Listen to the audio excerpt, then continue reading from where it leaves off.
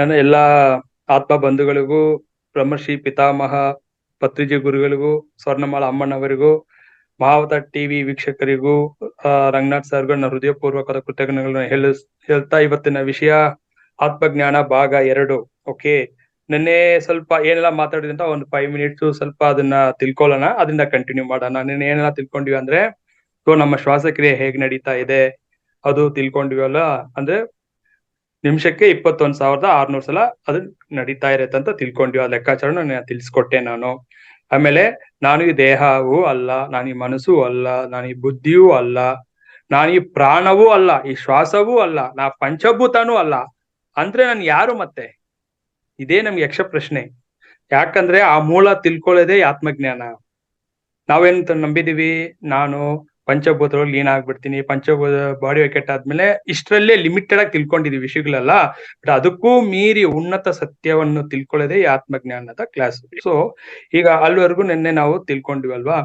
So ಈಗ ನಾನು ಈ ಮನಸ್ಸು ಅಲ್ಲ ಅಂದಾಗ ಇವಾಗ ಮಾತಾಡ್ತಾರೆ ವಿಜಯಕಾಂತ್, ಮನಸ್ಸು ತಾನೆ ಹೇಳ್ತಾ ಇರೋದು. ಓಕೆ, ಈ ಕ್ಲಾಸ್ ಕೊಡ್ಬೇಕು, ಟೈಮ್ ಅಟೆಂಡ್ ಮಾಡ್ಬೇಕು, ನಾನು ಮನಸ್ಸು ಮಾಡಿಲ್ಲ ಅಂದ್ರೆ ಕ್ಲಾಸ್ ಆಗಲ್ಲ, ಮನಸ್ಸೇ ಮಾತಾಡ್ತಾ ಇರೋದು, ಮನಸ್ಸೇ ಕ್ಲಾಸ್ ಹೇಳಿಸ್ತಾ ಇರೋದು. ಈ ಮನಸ್ಸೇ ಇಷ್ಟು ಜ್ಞಾನಗಳನ್ನು ತಿಳ್ಕೊಂಡು ತಿಳಿಸ್ತಾ ಇರೋದು. ಮತ್ ನಾನು ಹೇಗಪ್ಪ ಈ ಮನಸ್ಸು ನಾನು ಇಲ್ಲ ಅಂತ ಹೇಳಕ್ಕಾಗತ್ತೆ?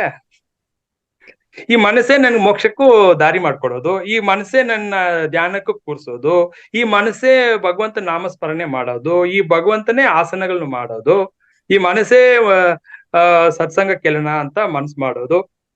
ಬಟ್ ಹೇಗೆ ಈ ಮನಸ್ಸು ಇಲ್ಲ ಅಂತ ಹೇಳ್ತೀವಿ ನಾವು? ಕರೆಕ್ಟಾ? ಇಲ್ಲೇ ನಾವು ತಿಳ್ಕೊಬೇಕು. ಯಾಕಪ್ಪ ಅಂದ್ರೆ ಫಸ್ಟ್ ಈ ಮನಸ್ಸು ಅಂದ್ರೆ ಫಸ್ಟ್ ನಮ್ ದೇಹದಲ್ಲಿ ಇದೆಯಾ ಫಸ್ಟ್ ಚೆಕ್ ಮಾಡ್ಕೋಬೇಕು.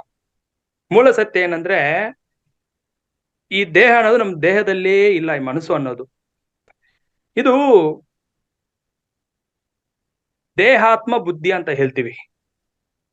ಏನು ದೇಹಾತ್ಮ ಬುದ್ಧಿ ಅಂದ್ರೆ, ನಾನು ದೇಹ ಅಂತ ನಂಬಿಟ್ಟಿದ್ದೀನಿ.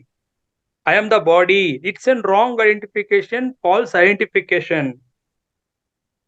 ಬಟ್ ಇದು ನಮ್ಗೆ ಒಪ್ಕೊಳ್ಳಿಕ್ಕೆ ಕಷ್ಟ ಆಗ್ತದೆ. ನಾನು ನಡೀತಾ ಇದ್ದೀನಿ, ಕೆಲಸ ಮಾಡ್ತಾ ಇದ್ದೀನಿ, ಸಾಧನೆ ಮಾಡ್ತಾ ಇದ್ದೀನಿ, ಯೋಚನೆ ಮಾಡ್ತಾ ಇದ್ದೀನಿ, ಬುದ್ಧಿ ಉಪಯೋಗಿಸ್ತಾ ಇದ್ದೀನಿ, ನಾ ವಿದ್ಯೆ ಕಲ್ತಿದ್ದೀನಿ. ಸೊ ಇದೆಲ್ಲ ಏನ್ ಮಾಡ್ತೀನಿ, ನಾನು ಈ ದೇಹನೇ ಮಾಡ್ತಾ ಇರೋದು.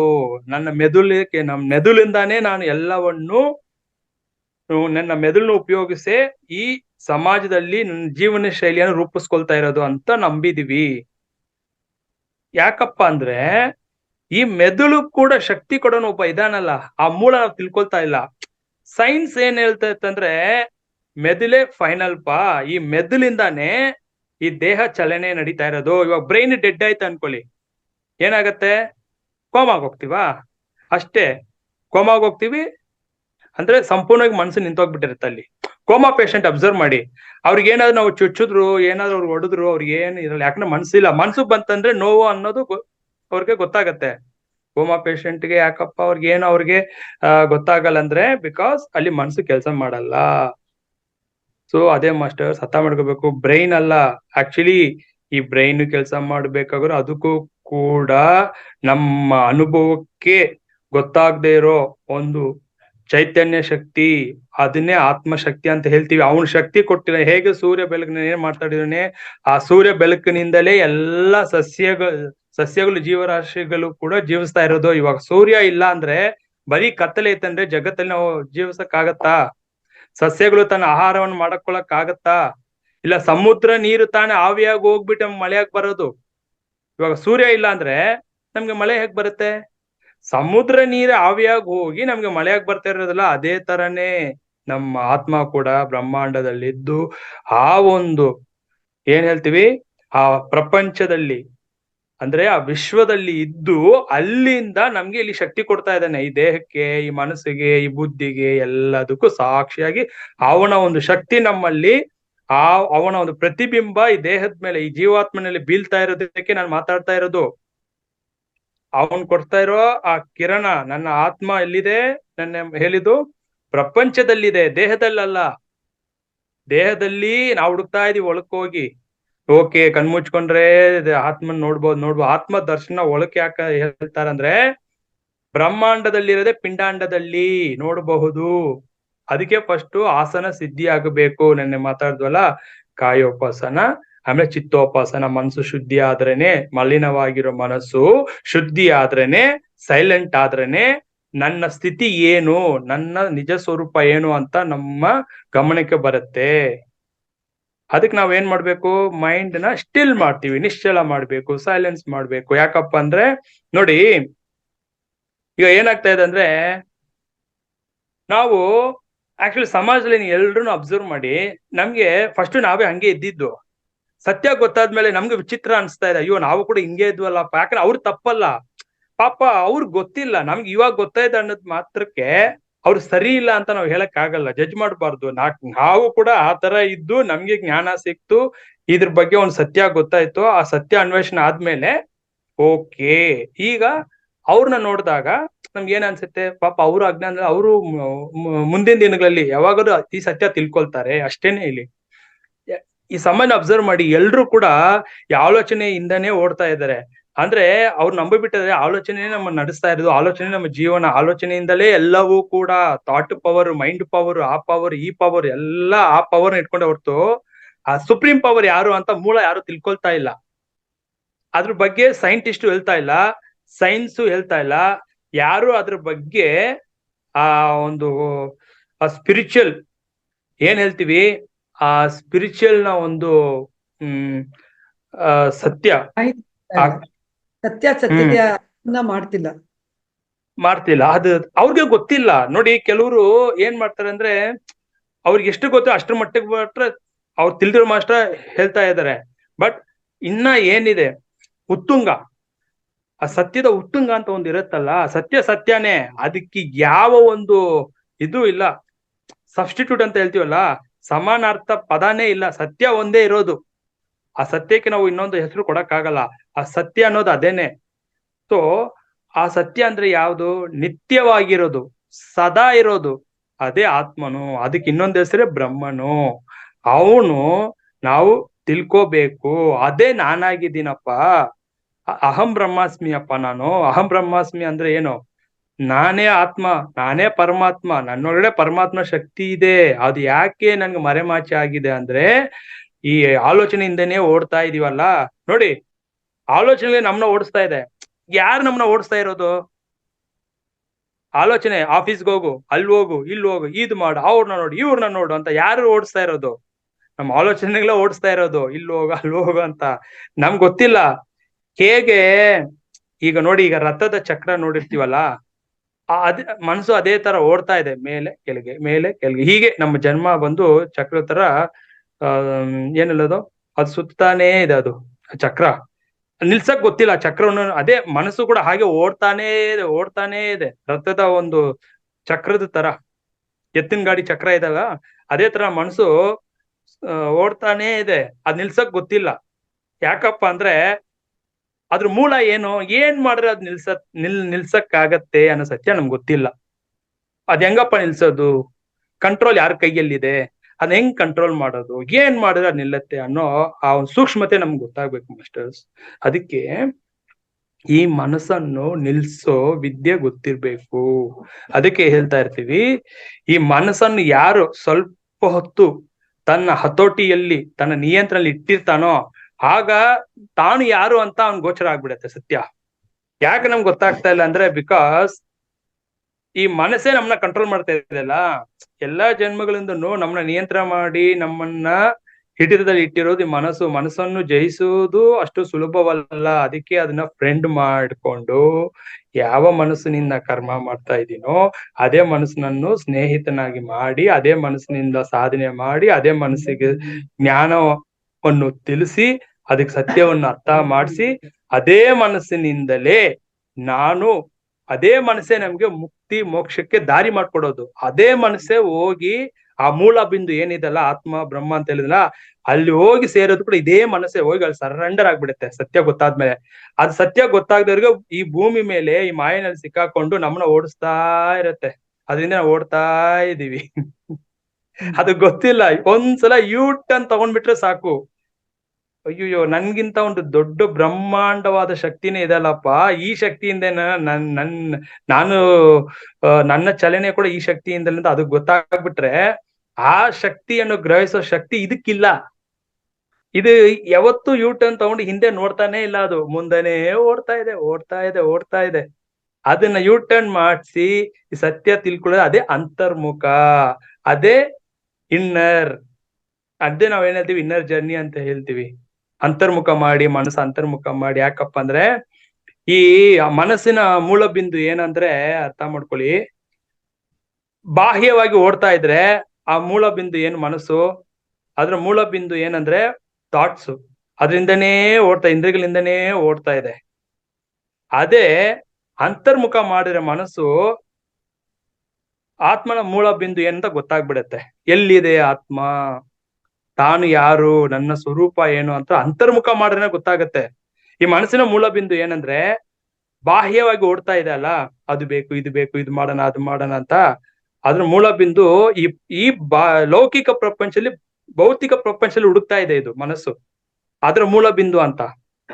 ಆದ್ರೆ ನಮ್ಮ ಮೂಲ ಬಿಂದು ಯಾವುದು? ಆತ್ಮನು. ಅದು ಧ್ಯಾನದಿಂದಲೇ ಮಾತ್ರ ಸಾಧ್ಯ ಮಾಸ್ಟರ್ಸ್. ಅದಕ್ಕೆ ಇವಾಗ ನಾವು ಹೇಳ್ತಾ ಇರ್ತೀವಲ್ಲ, ನನಗೆ ಆಲೋಚನೆ ಬರ್ತಾ ಇರುತ್ತೆ, ಕೂತ್ಕೊಂಡ್ರೆ ಆಲೋಚನೆ ಬರ್ತಾ ಇರುತ್ತೆ. ಬಟ್ ಆಲೋಚನೆ ಕೊಡ್ತಾ ಇರೋದು ಯಾರು? ಈ ಆಲೋಚನೆ ಕೂಡ ಬರ್ತಾ ಇರೋದು ಆತ್ಮನಿಂದಲೇ. ಅವನು ಶಕ್ತಿ ಕೊಟ್ಟಿಲ್ಲ ಅಂದ್ರೆ ನನ್ಗೆ ಆಲೋಚನೆ ಹೇಗ್ ಬರುತ್ತೆ ಹೇಳಿ? ನನ್ನ ಆಲೋಚನೆ ಉತ್ಪತ್ತಿ ಆಗ್ತಾ ಇರೋದು ಕೂಡ ನಾವೇನಂದ್ರೆ ಮನಸ್ಸಿನಿಂದ ಆಲೋಚನೆ ಬರ್ತಾ ಇದೆ, ಮನಸ್ಸಿನಿಂದ ಆಲೋಚನೆ ಬರ್ತಾ ಇಲ್ಲ. ಮನಸ್ಸಿಗೆ ಶಕ್ತಿ ಒಬ್ಬ ಕೊಡ್ತಾ ಇದ್ದಾನೆ, ಆಲೋಚನೆ ಕೂಡ ಅವನ್ ಶಕ್ತಿಯಿಂದ ತಾನೆ ಆಲೋಚನೆ ಬರ್ತಾ ಇರೋದು. ಆ ಆಲೋಚನೆ ನೀನ್ ಹೆಂಗ್ ಉಪಯೋಗಿಸ್ಕೊಳ್ತೀಯ ಅನ್ನೋದು ನಮ್ ಕೈಯಲ್ಲಿ, ಅದೇ ನಮ್ ಕಂಟ್ರೋಲ್. ಆತ್ಮನು ಕೂಡ ಆಲೋಚನೆ, ನೀನು ಒಳ್ಳೆ ಆಲೋಚನೆ ತಗೊಳ್ತೀಯೋ ಇಲ್ಲ ದುಷ್ಟ ಆಲೋಚನೆ ಅದನ್ನ ಉಪಯೋಗಿಸ್ಕೊಂಡು ನೀನ್ ಹೆಂಗ್ ಜೀವನ ಮಾಡ್ತೀಯೋ ಅದು ನಮಗ್ ಬಿಟ್ಟಿದ್ದು ಅಷ್ಟೇನೆ. ನೀನ್ ಒಳ್ಳೆ ರೀತಿಯಲ್ಲಿ ಆಲೋಚನೆ ತಗೊಂಡೋದ್ರೆ ಒಳ್ಳೆ ಜೀವನ ಶೈಲಿ, ನೀನ್ ದುಷ್ಟವಾಗಿ ತಗೊಂಡೋದ್ರೆ ದುಷ್ಟ ಜೀವನ ಅಷ್ಟೇನೆ ಇಲ್ಲಿ. ಅದನ್ನೇ ನಾವೇನ್ ಮಾಡ್ತೀವಿ, ಒಳ್ಳೆ ಕರ್ಮ ಮಾಡಿದ್ರೆ ಏನಾಗತ್ತೆ ನಮ್ಗೆ, ಅದು ಪುಣ್ಯವಾಗಿ ಯೋಗವಾಗಿ ಕನ್ವರ್ಟ್ ಆಗತ್ತೆ, ಬದಲಾವಣೆ ಆಗತ್ತೆ. ಅದೇ ನಾವು ಆ ಕರ್ಮವನ್ನು ಪ್ರಕೃತಿ ವಿರುದ್ಧವಾಗಿ ಹೋದಾಗ ದುಷ್ಕರ್ಮ ಆಗತ್ತೆ. ಈಗ ಹೇಳಿ, ನಮಗ್ ಬಿಟ್ಟಿದ್ದು ಚಾಯ್ಸು. ನೀನ್ ಶಾರ್ಟ್ ಕಟ್ ತಗೊಳ್ತೀಯೋ, ಈ ಲೌಕಿಕ ಜೀವನದಲ್ಲಿ ನೀನ್ ಪಾಪ ಮಾಡಿ ಬೇಗ ಬೇಗ ಬೆಳಿತೀಯೋ, ಇಲ್ಲ ದುಡ್ಡುಗೋಸ್ಕರ ಮಾಯಲ್ಲಿ ಸಿಕ್ಕಾಕೊಂಡು ಯಾವ ತರ ಜೀವನ ಮಾಡ್ತೀಯೋ, we have all the freedom. ಪ್ರಕೃತಿ ಎಲ್ಲ ಸಾಕ್ಷಿಯಾಗಿ ನೋಡ್ತಾ ಇರತ್ತೆ. ಯಾಕಪ್ಪ ಅಂದ್ರೆ ಅದನ್ನೇದ್ರೆ ಮಾಡಿದವರಿಗೆ ಮಾಡಿದಷ್ಟು ಮಹಾದೇವ. ನೀನ್ ಎಷ್ಟು ಮಾಡ್ತೀಯೋ ಅದ್ ನೀನ್ ಅನ್ಭವಿಸ್. ಅದಕ್ಕೆ ಹೇಳ್ತಾ ಇದೀವಿ, ನಮ್ಗೆ ಯಾಕೆ ಭಗವಂತನ ಕಾಣಕ್ ಆಗ್ತಾ ಇಲ್ಲ ಅಂದ್ರೆ, ಬಿಕಾಸ್ ಫಸ್ಟ್ ನಾನು ಏನ್ ತಂದಿದ್ದೀನೋ ಏನ್ ಮಾಡಿದೀನೋ ಫಸ್ಟ್ ಅದೆಲ್ಲ ಕ್ಲಿಯರ್ ಮಾಡ್ಕೋಬೇಕು ನನ್ನ ಅರಿವಿನಿಂದ. ಅದೆಲ್ಲ ದಗ್ಧ ಆದ್ಮೇಲೆನೆ ಸತ್ಯ ದರ್ಶನ ಆಗೋದು ಮಾಸ್ಟರ್. ಅದಕ್ಕೆ ಈ ಆಲೋಚನೆಯನ್ನು ನಾವು ಅರ್ಥ ಮಾಡ್ಕೋಬೇಕು ಅಂದ್ರೆ, ನಾವು ಏನ್ ಮಾಡ್ಕೊಂಡಿದ್ವಿ ಅಂದ್ರೆ ಆಲೋಚನೆ ಹಿಂದೆನೆ ಓಡ್ತಾ ಇದೀವಲ್ಲ, ಆಲೋಚನೆ ಬರ್ಬಾರ್ದು ಅನ್ಕೊಂಡು ಕೂತಿರ್ತೀವಿ. ಅದೇ ತಪ್ಪು ನಾವು ಮಾಡೋದು. ಆಲೋಚನೆಗಳನ್ನ ಫಸ್ಟ್ ಗಮನಿಸೋದು ಬಿಡ್ಬೇಕು.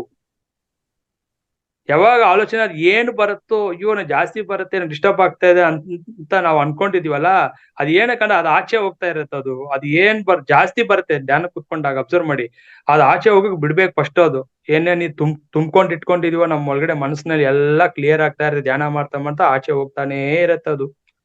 ಅದು ಹೋಗೋದ್ ನಾವು ಅದನ್ನ ಗಮನಿಸಿ ಅದನ್ನ ಹೋಗೋದ್ನ ನಾವು ವೆಲ್ಕಮ್ ಮಾಡ್ತಾ ಇದೀವಿ, ಅದನ್ನ ಹಿಡಿದು ಇಟ್ಕೊಂಡಿದ್ವಿ. ಅದನ್ನ ಫ್ರೀಯಾಗಿ ನಾವು ಹೋಗಕ್ ಬಿಡ್ಬೇಕು masters.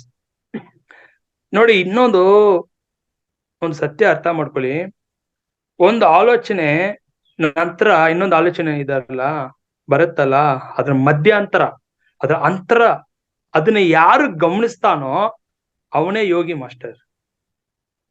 There is a subtle gap, ಸೂಕ್ಷ್ಮವಾದ ಒಂದು ಅಂತರ ಇದೆ.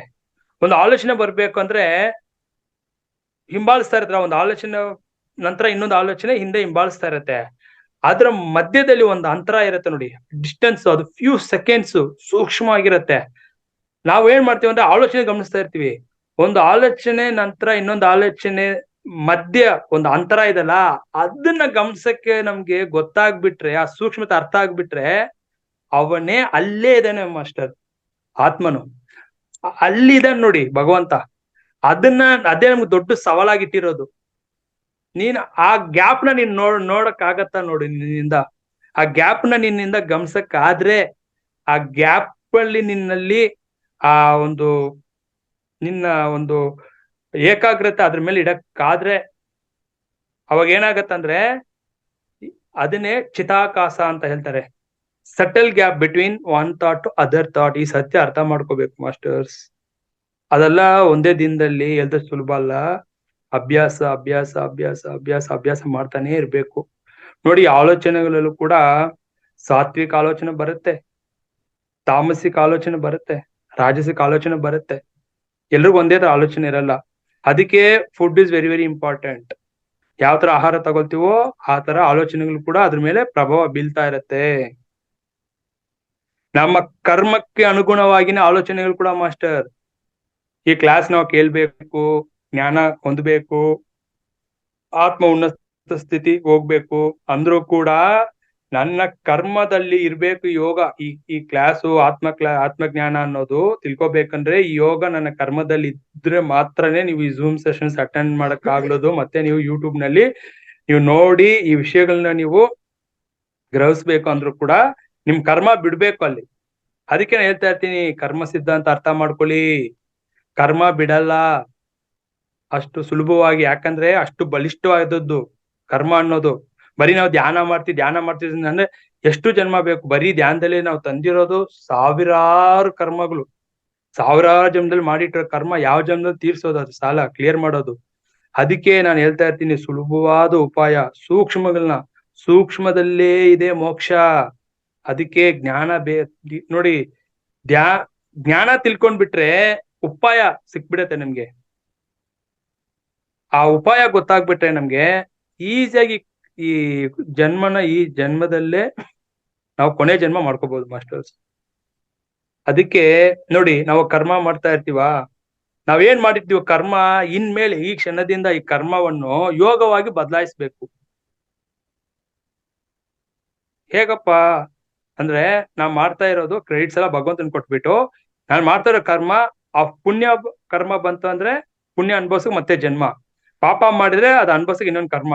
ನಾನೇನ್ ಮಾಡ್ಬೇಕು, ಮಾಡಿದ್ದನ್ನು ಅವಾಗ್ಲೇ ಶಿವಾರ್ಪಣಂ ಕೃಷ್ಣಾರ್ಪಣಂ ಅಂತ ಹೇಳ್ಬಿಟ್ಟು ಅರ್ಪಣೆ ಮಾಡ್ಬಿಡ್ಬೇಕು. ನಾನು ಏನಲ್ಲಪ್ಪ, ನಾನು ಮಾಡ್ತಾ ಇಲ್ಲಪ್ಪ ಅಂತ ಹೇಳ್ಬಿಟ್ಟು ನಿಮಿತ್ತವಾಗಿ, ನಾನು ಬರೀ ನಿಮಿತ್ತ ಸಾಕ್ಷಿ ಭಾವದಿಂದ ಅದನ್ನ ಅವೇರ್ನೆಸ್ ಅರಿವಿನಲ್ಲಿ ಇರ್ಬೇಕು. ಯಾಕಂದ್ರೆ ನಮ್ಗೆ ಅದೇ ನೋಡಿ, ನಾವೆಷ್ಟೇ ಅವೇರ್ನೆಸ್ ಅಲ್ಲಿ ಇದ್ರು ಕೂಡ ಸದಾ ಅವೇರ್ನೆಸ್ ಅಲ್ಲಿ ಕೂಡ ಇರಕ್ ಆಗಲ್ಲ. ಅವಾಗ ಕೂಡ ನಮ್ಮನ್ನ ದಾರಿ ತಪ್ಪಿಸ್ತಾ ಇರತ್ತೆ ಕರ್ಮ. ಅವೇರ್ನೆಸ್ ಅಲ್ಲಿ ಇರಕ್ ಕೂಡ ಬಿಡಲ್ಲ. ನಾವೇನು 24 ಗಂಟೆ ಅವೇರ್ನೆಸ್ ಇರಕ್ ಆಗತ್ತಾ? ಸಾಧ್ಯ ಇಲ್ಲ, ಎಂತ ಇವಾಗ ಸಾಧ್ಯ ಇಲ್ಲ. ಯಾಕಂದ್ರೆ ಕರ್ಮ ಅಷ್ಟು ಬಲಿಷ್ಠವಾದದ್ದು. ಅದಕ್ಕೆ ನಮ್ಮ ಮನಸ್ಸು ಚಿತ್ತಶುದ್ಧಿ ಎಷ್ಟೇ ಮಾಡ್ತಾ ಇದ್ರು ಕೂಡ ಕರ್ಮ ಬಂದು ಒಂದ ನಂತರ ಒಂದು ಹಿಂಬಾಲಿಸ್ತಾ ಇರತ್ತೆ, ಬಂದು ನಿಲ್ತಾ ಇರತ್ತೆ. ನಾನ್ ಬಂದಿದ್ದೀನಿ, ನನ್ನ ಕ್ಲಿಯರ್ ಮಾಡು, ನನ್ನ ಕ್ಲಿಯರ್ ಮಾಡ್ಕೊ, ನಾನ್ ಬಂದಿದ್ದೀನಿ ಅಂತ ಲೈನ್ ಅಲ್ಲಿ ನಿಂತಿರತ್ತೆ ಮಾಸ್ಟರ್ಸ್.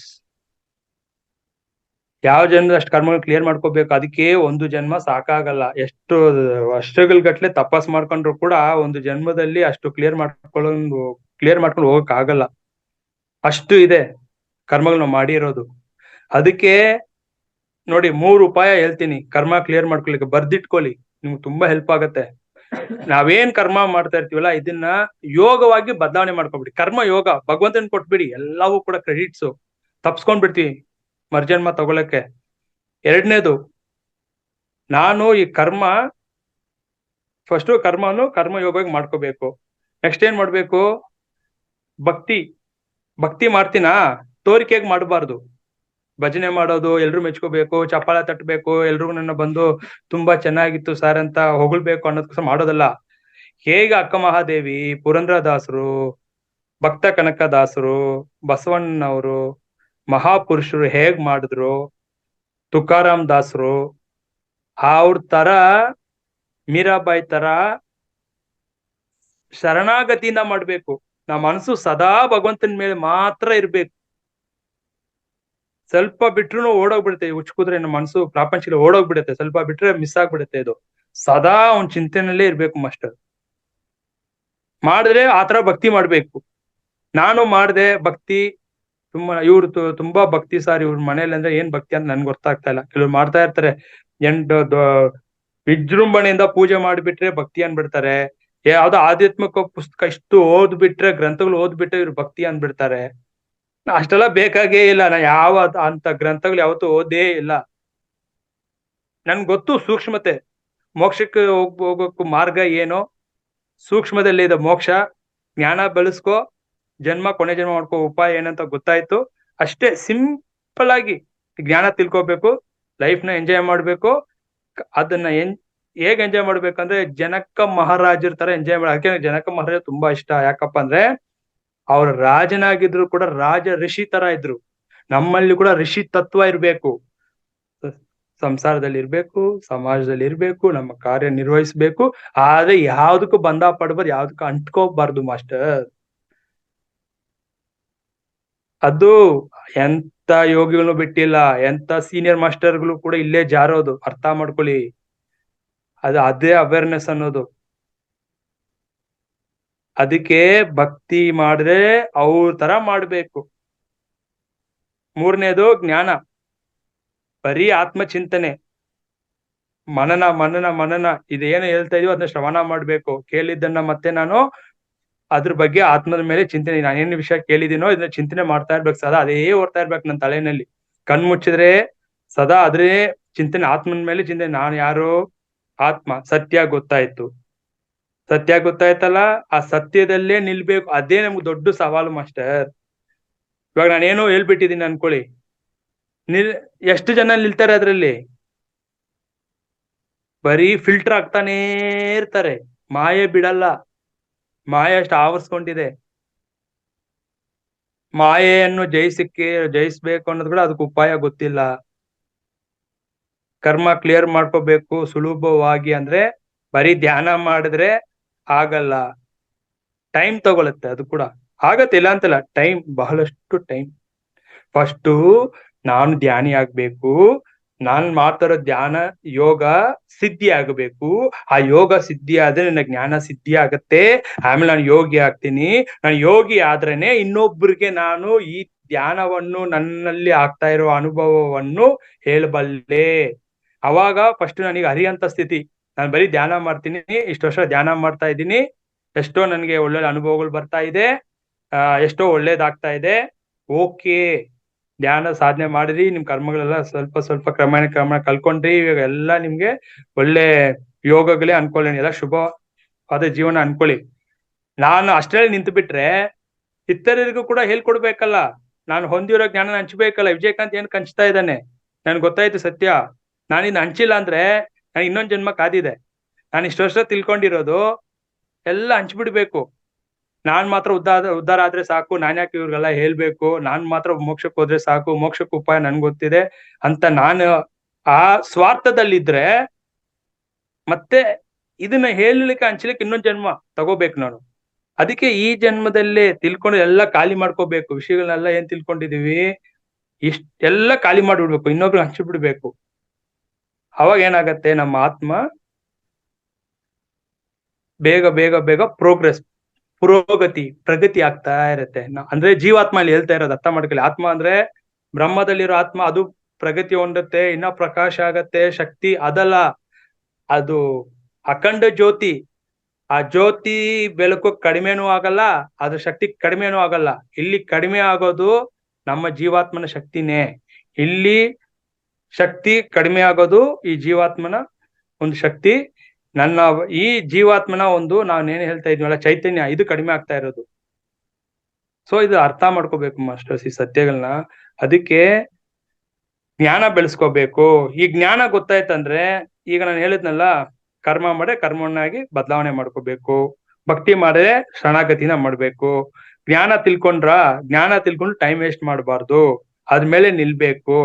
ಈ ಜ್ಞಾನ, ಅದನ್ನೇ ಶಂಕರಾಚಾರ್ಯ ಹೇಳ್ತಾರೆ, ಮಾನವ ಜನ್ಮ, ಆತ್ಮಜ್ಞಾನ, ಸಜ್ಜನರ ಸಂಘ, ಮಹಾತ್ಮರ ಸಂಪರ್ಕ ದುರ್ಲಭ. ದುರ್ಲಭ ಅಂದ್ರೆ ಏನು? ವಿರಳಪ್ಪ, ಇದೆಲ್ಲ ಸಿಗಲ್ಲಪ್ಪ. ನಿನ್ಗೆ ಮಾನವ ಜನ್ಮ ಸಿಗೋದೇ 80 ಲಕ್ಷ ಕೋಟಿ ಆದ್ಮೇಲೆನೆ ನಮ್ಗೆ ಮಾನವ ಜನ್ಮ ಸಿಗೋದಂತ ಹೇಳಿದ್ರಲ್ಲ. ಸಿಕ್ಕಿದ್ರು ಕೂಡ ನೋಡಿ, ಈ ಮಾನವ ಜನ್ಮ ನಾವು ಏನಕ್ಕೆ ತಂದಿದೀವಿ ಅಂದ್ರೆ ಆ ಪರಬ್ರಹ್ಮನಲ್ಲಿ ಹೋಗಿ ನಾವು ಸೇರ್ಲಿಕ್ಕೆ ಬಂದಿರೋದು. ಇಲ್ಲಿ ನಾವೇನ್ ಮಾಡ್ತಾ ಇದೀವಿ, ಸೇರಿಸ್ತಾ ಇದೀವಿ, ಎಲ್ರನ್ನು ಸೇರಿಸ್ತಾ ಇದೀವಿ. ಜನಗಳನ್ನ ಸೇರ್ಸೋದು, ಗುಂಪು ಕಟ್ಟೋದು, ಆಸ್ತಿ ಮಾಡೋದು, ನೆಟ್ವರ್ಕ್ ಮಾಡೋದು, ಹೀಗೆ ಮಾಡ್ತಾ ಇದೀವಿ. ಹೋಗಿ ಯಾವ ಕಾಲದ ಹೋಗಿ ಅಲ್ಲಿ ಸೇರೋದು? ನಾವು ಆ ಡೆಸ್ಟಿನೇಷನ್ ತಲುಪ್ತಾ ಇಲ್ಲ. ನಮ್ದು ಏನು ಗೋಲ್ಸ್, ನಮ್ದೇನು ಕನಸು, ನಮ್ಮ ಡ್ರೀಮ್, ನಮ್ಮ ಗುರಿ ಅಂದ್ರೆ ಭೌತಿಕ ಲೋಕದಲ್ಲಿ ಆ ಗುರಿನ ತಲುಪ್ಲಿಕ್ಕೆ ಆ ಡೆಸ್ಟಿನೇಷನ್ ಓಡಾಡ್ತಾ ಇದೀವಿ. ಆಮೇಲೆ ಗ್ರೇಟ್ ಆಗಿ ಹೇಳ್ಕೊಳ್ತೀವಿ, ನನ್ನ ಈ ಭೂಲೋಕದಲ್ಲಿ, ಈ ಪ್ರಪಂಚದಲ್ಲಿ ಸಾಧನೆ ಇಷ್ಟು ಚಿಕ್ಕ ವಯಸ್ಸಿನಲ್ಲಿ ಇಷ್ಟು ಸಾಧನೆ, ಅಷ್ಟು ಸಾಧನೆ ಮಾಡಿ, ಅಷ್ಟು ಅವಾರ್ಡ್ ತಗೊಂಡೆ, ಈ ಅವಾರ್ಡ್ ಆ ಅವಾರ್ಡ್. So what? ನೀನ್ ಅಲ್ಲಿ ಹೋಗಕ್ ಆಗ್ಲಿಲ್ಲ ಅಂದ್ರೆ ಈ ಅವಾರ್ಡ್ ತಗೊಂಡ್ರೆ ಈ ಜನ್ಮಕ್ ಮುಗಿತದು. ನೀ ಈ ಜನ್ಮದಲ್ಲಿ ನೀ ಪ್ರೈಮ್ ಮಿನಿಸ್ಟರ್ ಆದ್ರೂ ಕೂಡ ಈ ಜನ್ಮಕ್ಕೆ ಅಷ್ಟೇ. ಇಲ್ಲಿ ನೀನ್ ಅಲ್ಲಿಗೆ ಹೋಗ್ಲಿಕ್ಕೆ, ಆ ಸತ್ಯ ತಿಳ್ಕೊಳಕ್ಕೆ, ನೀನ್ ಪ್ರೈಮ್ ಮಿನಿಸ್ಟರ್ ಆಗಿ ಎಷ್ಟೋ ದೇವಾಲಯಗಳು ಕಟ್ಟಿರ್ಬೋದು, ಎಷ್ಟೋ ಸಾಧನೆ ಮಾಡಿರ್ಬೋದು, ಇಲ್ಲ ಎಷ್ಟೇ ನೀನು ಅನ್ನದಾನ ಮಾಡಿದ್ರು ಕೂಡ ಈ ಸತ್ಯ ಗೊತ್ತಾಗ್ಲಿಲ್ಲ ಅಂದ್ರೆ ಅಲ್ಲಿ ನೀನು ಹೋಗೋದೇ ಇಲ್ಲ. ಬಟ್ ಅದ್ ಮಾಡಿದಕ್ಕೆ ಇನ್ನ ಒಂದು ಉನ್ನತ ಜನ್ಮ ಸಿಗತ್ತೆ, ಇಲ್ಲ ಒಂದು ಯೋಗಿಯ ಜನ್ಮ ಸಿಗತ್ತೆ. ಯಾಕೆ ಮತ್ತೆ ಯೋಗಿಯ ಜನ್ಮ ಸಿಗತ್ತೆ? ನೀಗಿನ ಸತ್ಯ ಅರ್ಥ ಆಗಿಲ್ವಲ್ಲ, ಪರ್ಪಸ್. ಇಲ್ಲಿ ಅದನ್ನೇ ನಾನು ಗ್ರೇಟ್ ಆಗಿ ಮಾಡ್ಕೊಂಡಿದೀನಿ, ಪವರ್ ಅಲ್ಲಿ ಇದ್ಬಿಟ್ರೆ ಮುಗೀತು. ಆ ಸುಪ್ರೀಂ ಪವರ್ ತಿಳ್ಕೊಂಡಿಲ್ಲ ಅಂದ್ರೆ ಅದನ್ನೇ ಹೇಳ್ತಾ ಇದೀವಿ, ಸಾಮಾನ್ಯ ವ್ಯಕ್ತಿಯಾಗಿರ್ಬೇಡಿ, ವಿಶೇಷವಾದ ವ್ಯಕ್ತಿ. ಸತ್ಯವನ್ನು ತಿಳ್ಕೊಂಡವನೇ ವಿಶೇಷವಾದ ವ್ಯಕ್ತಿ. ಯೋಗಿ ಆದವರು ಏನು ಅದನ್ನೇ ಹೇಳ್ತಾ ಇದೀವಲ್ಲ, ಬಿಕಾರಿ ತರ ಇರ್ಬೇಕು ಅಂತ ಏನಿಲ್ಲ. ಅವ್ನ್ ಜೀನ್ಸ್ ಪ್ಯಾಂಟ್ ಹಾಕೊಂಡು ಸ್ಮಾರ್ಟ್ ಆಗಿರ್ಬೋದು, ಲೈಫ್ ನ ಎಂಜಾಯ್ ಮಾಡ್ಬೋದು. ಬಟ್ ಅವನಲ್ಲಿರೋ ಆ ಯೋಗ ತತ್ವ ಸಾಮಾನ್ಯ ವ್ಯಕ್ತಿ ಗೊತ್ತಾಗೋದೇ ಇಲ್ಲ. ನಮ್ಮ ಮಧ್ಯೆನೇ ಇರ್ತಾರೆ ಯೋಗಿಗಳು, ನಮ್ಗೆ ಗುರ್ತು ಶಕ್ತಿ, ಆ ಸಾಮರ್ಥ್ಯ ನಮ್ಮಲ್ಲಿ ಇಲ್ಲ ಮಾಸ್ಟರ್. ನಾವ್ ಏನ್ ಗುರ್ತಿಸ್ತೀವಿ? ಈ ಸಮಾಜದಲ್ಲಿ ಯಾವ ಪವರ್ ಅಲ್ಲಿ ಇದ್ದಾರೆ, ಅವ್ರ ಶ್ರೀಮಂತಿನಲ್ಲಿ ಯಾವ ಹಂತದಲ್ಲಿ ಇದ್ದಾರೆ, ಇದನ್ನ ಗುರ್ತಿಸ್ತಾ ಇದೀವಿ. ಅವ್ರು ಎಷ್ಟು ಇನ್ಫ್ಲೂಯೆನ್ಷಿಯಲ್ ಪರ್ಸನ್, ಇವರಿಂದ ಯಾವ ಕೆಲಸ ನಮ್ಗೆ ನಡೆಯತ್ತೆ ಸಮಾಜದಲ್ಲಿ, ಇದನ್ನ ಗುರ್ತಿಸ್ತಾ ಹೋಗ್ತಾ ಇರ್ತೀವಲ್ಲ ಮನಸ್ಸಿನಿಂದ. ಅದಕ್ಕೆ ನಾವ್ ಇಲ್ಲೇ ಸಿಕ್ಕಾಕೊಳ್ತಾ ಇರೋದು. ಬಾಡಿ ವಿಕೆಟ್ ಆದ್ಮೇಲೆ ನಿರಾಶೆಯಾಗಿ ಇದನ್ನ ನೆರವೇರಿಸ್ಕೊಳ್ಳೋದ್ರಲ್ಲೇ ಸಮಯ ಕಳ್ದ್ಬಿಡಿ. ನಮ್ ಎಕ್ಸ್ಪೈರಿ ಡೇಟ್ ಮೇಲೆ ನಮ್ ಗಮನನೇ ಇಲ್ಲ. ಅದಕ್ಕೆ ಮಹಾಭಾರತದಲ್ಲಿ ಯಕ್ಷ ಪ್ರಶ್ನೆ ಬಂದಾಗ ಇವ್ರು ಕೇಳ್ತಾರೆ, ಯಮಧರ್ಮರಾಜರು. ಯಾವ್ದಪ್ಪ ಅಂದ್ರೆ ಇವರು ಯಾರು ಯುಧಿಷ್ಠಿರನ್ನ ಕೇಳ್ತಾರೆ, ಆಶ್ಚರ್ಯವಾಗುವುದು ಏನಪ್ಪಾ ಅಂತ ಕೇಳ್ತಾರೆ, ಜೀವನದಲ್ಲಿ ಆಶ್ಚರ್ಯ ಪಡೋ ವಿಷಯ ಯಾವುದು ಅಂತ ಕೇಳ್ತಾರೆ. ಇವ್ರು ಹೇಳ್ತಾರೆ, ನಮ್ಗೆ ಸಾವು ಬರುತ್ತೆ ಅನ್ನೋ ಅರಿವು ಇಲ್ಲಲ್ಲ, ಅದೇ ದೊಡ್ಡ ಆಶ್ಚರ್ಯ ಅಂತಾರೆ. ಇವಾಗ ನನ್ನ ಸ್ನೇಹಿತ ಸತ್ತಿದ್ದಾನೆ, ಗೊತ್ತು, ಇವತ್ತು ಅವನು ಹೋಗಿದ್ರೆ ನಾಳೆ ನಾನು ಹೋಗ್ತೀನಿ ಅನ್ನೋದು, ಅದ್ರ ಅರಿವು ಇಲ್ವಲ್ಲ, ಅದೇ ದೊಡ್ಡ ಆಶ್ಚರ್ಯ ಅಂತ ಹೇಳ್ತಾರೆ. ಹೀಗೆ ನಾವು ಇದೀವಿ, ನಮ್ ಎಕ್ಸ್ಪೈರಿ ಡೇಟ್ ಯಾವಾಗ ಬೇಕಾದ್ರೂ ಬರುತ್ತೆ, ಅದ್ರ ಬಗ್ಗೆ ಅರಿವಿಲ್ಲ. ಯಾಕಪ್ಪ ಅಂದ್ರೆ ಮಾಯೆ, ನಾನೇನು 60 ವರ್ಷ 80 ವರ್ಷ ಬದುಕ್ತೀನಿ, ನಾನೇನೋ ಫಸ್ಟೇ ತಿಳ್ಕೊಂಡಂಗೆ, ಇಷ್ಟು ವರ್ಷ ನನ್ಗೆ ಯಾರೋ ಅಪ್ರೂವಲ್ ಕೊಟ್ಟು ಸೀಲ್ ಹಾಕಿ ಅಫಿಡೇವಿಟ್ ಮಾಡಿಸ್ಕೊಟ್ಟಂಗೆ ಜೀವಿಸ್ತಾ ಇದೀವಿ. ನೋಡ್ಕೊಳ್ಳೋಣ 60-50 ವರ್ಷ ಆದ್ಮೇಲೆ, ಇವಾಗ ದುಡಿಯೋಣ, ಆಸ್ತಿ ಮಾಡೋಣ, ಆಮೇಲೆ ಫ್ರೀ ಆದಾಗ ಆಯ್ತು. 60 ವರ್ಷ ಆಯ್ತು, ಫಸ್ಟ್ ಕೂರ್ಬೇಕಲ್ಲ, ದೇಹ ಸಪೋರ್ಟ್ ಮಾಡ್ಬೇಕಲ್ಲ. ಕೂತ್ಕೊಂಡಾಗ ಕೆಮ್ಮಲ್ ಬರುತ್ತೆ, ಬೆನ್ನೋವು ಬರುತ್ತೆ, ಸಾಧನೆ ಆಗತ್ತಾ? ಎಷ್ಟು ಅಜ್ಞಾನ ನೋಡಿ. ಹೀಗೆ ನಮ್ಮನ್ನ ಯಾಮಾರಿಸಿ ಇಟ್ಟಿದ್ದಾರೆ ಸಮಾಜದಲ್ಲಿ. ಇದೆಲ್ಲ ನಮ್ಗಲ್ಲಪ್ಪ, ಆಧ್ಯಾತ್ಮಿಕ ಸಾಧನ ಯೋಗಿಗಳಿಗಂತೆ. ಅಂದ್ರೆ ನಾವೆಲ್ಲ ಮಾಡಬಾರ್ದು. ಯಾಕೆಲ್ಲಿ ಸಮಾಜ ಬೆಳಿಬೇಕು, ಸಮಾಜದಲ್ಲಿ ಎಲ್ರು ದುಡ್ಡು ಸೇರ್ಸ್ಬೇಕು, ಹಂಗ ಹೇಳಿನೇ ನಮ್ಮ ಮನ್ಸು ಅದನ್ನ ನಂಬಿ ನಮ್ಮನ್ನ ಆತರ ಒಪ್ಸಿ ನಮ್ಮ ಎಜುಕೇಶನ್ ಸಿಸ್ಟಮ್ ಆತರ ತಿಳ್ಸಿ ನಮ್ ಸತ್ಯ ಗೊತ್ತಾಗದೆ ನಮ್ಮನ್ನ ಏಮಾರ್ಸಿಟ್ಟಿದ್ದಾರೆ ಮಾಸ್ಟರ್ಸ್. ಅದನ್ನ ಅರ್ಥ ಮಾಡ್ಕೋಬೇಕು. ಅದಕ್ಕೆ ಹೇಳ್ತಾ ಇರೋದು, ದಯವಿಟ್ಟು ಆತ್ಮಜ್ಞಾನ ತಿಳ್ಕೊಳ್ಳಿ, ಸತ್ಯ ದರ್ಶನ ಮಾಡ್ಕೋಬೇಕು. ನಮ್ಮ ಗುರಿ ಬಂದು ಯಾವಾಗ್ಲೂ ನನ್ನ ಸ್ವರೂಪದಲ್ಲೇ ಇರ್ಬೇಕು. ನನ್ನ ಸ್ವರೂಪ ಏನಂತ ಅರ್ಥ ಮಾಡ್ಕೋಬೇಕು ಮಾಸ್ಟರ್ಸ್. ಈಗ ಅದನ್ನ ಹೇಳ್ತಾ ಇದೀನಲ್ಲ, ನನ್ನ ಮೂಲ ಬಿಂದು ಯಾವಾಗ ಅರ್ಥ ಆಗತ್ತಪ್ಪ ಅಂದ್ರೆ, ನನ್ನ ಮೂಲ ಬಿಂದು ಯಾವಾಗ ಅರ್ಥ ಆಗತ್ತಪ್ಪ ಅಂದ್ರೆ, ನಾನ್ ಸಾಧನೆ ಮಾಡ್ತಾ ಇರ್ತೀನಲ್ಲ, ಸಾಧನೆ ಮಾಡ್ತಾ ನೋಡಿ. ಇವಾಗ ನಿನ್ನೆ ನಾನು ಹೇಳ್ದೆ, ಏನು 3 ಅವಸ್ಥೆ ಅಂತಲ್ಲ. ಏನೇನ್ ಅವಸ್ಥೆ? ಜಾಗೃತ, ಸ್ವಪ್ನ, ಸುಷುಪ್ತಿ. ಜಾಗ್ರತೆ ಅಂದ್ರೆ ನಾವ್ ಮಾತಾಡ್ತಾ ಇರೋದು, ನಾವೆಲ್ಲ ಕೇಳಿಸ್ಕೊಳ್ತಾ ಇರ್ತೀವಲ್ಲ. ಸೊ ಇದೆಲ್ಲ ಒಂದು ಅರಿವಿನಿಂದ, ಒಂದು ಪ್ರಜ್ಞೆಯಿಂದ ಕೇಳಿಸ್ಕೊಳ್ತಾ ಇರ್ತೀವಿ. ಸ್ವಪ್ನ ಅಂದ್ರೆ ಏನೋ, ನಿದ್ರೆಗೆ ಹೋಗ್ತೀವಲ್ಲ, ನಿದ್ರೆನಲ್ಲಿ ಕೂಡ ನಮ್ಮ ಮನಸ್ಸು ತೋರಿಸ್ತಾ ಇರತ್ತೆ ಒಂದ್ ಕನಸು, ಏನೇನೋ ದೃಶ್ಯಗಳನ್ನೆಲ್ಲ, ಅದು ಅನುಭವ ಪಡಿತಾ ಇರತ್ತೆ. ಅಲ್ಲಿ ಕೂಡ ಮನಸ್ಸು ಕೆಲಸ ಮಾಡ್ತಾ ಇರೋದು. ಯಾಕಂದ್ರೆ ಕನಸು ಬರೋದು ಮನಸ್ಸು ಮುಖಾಂತರನೇ. ಯಾಕಂದ್ರೆ ಈ ಕನಸನ್ನು ಅನುಭವಿಸ್ತಾ ಇರೋದು ಮನಸ್ಸೇ, ಕನಸನ್ನು ನೋಡ್ತಾ ಇರೋದು ಕೂಡ ಮನಸ್ಸೇ. ನೋಡಿದ್ದನ್ನು ಬೆಳಿಗ್ಗೆ ಎದ್ದಾಗ ನನ್ಗೆ ಈ ಅನುಭವ ಇನ್ನೊಬ್ರಿಗೆ ಹೇಳ್ತಾ ಇದ್ವಿ, ಈ ತರ ಕನಸು ಕಂಡೆ ಅಂತ, ಅದನ್ನ ಹೇಳ್ತಾ ಇರೋದು ಕೂಡ ಮನಸ್ಸೇ. ಬಟ್ ಆ ಕನಸನ್ನು ತೋರ್ಸಿರೋನು ಒಬ್ಬ ಇರ್ದಾನಲ್ಲ, ಮೂಲ ಸೋರ್ಸ್, ಮೂಲ ಬಿಂದು, ಅವನೇ ಆತ್ಮ, ಅವನೇ ಪರಮಾತ್ಮ. ಅವನು ತಿಳ್ಕೊಳ್ತಾ ಇಲ್ಲ, ಅವನೇ ತೋರಿಸ್ತಾ ಇರೋದು ಆ ದೃಶ್ಯಗಳನ್ನ.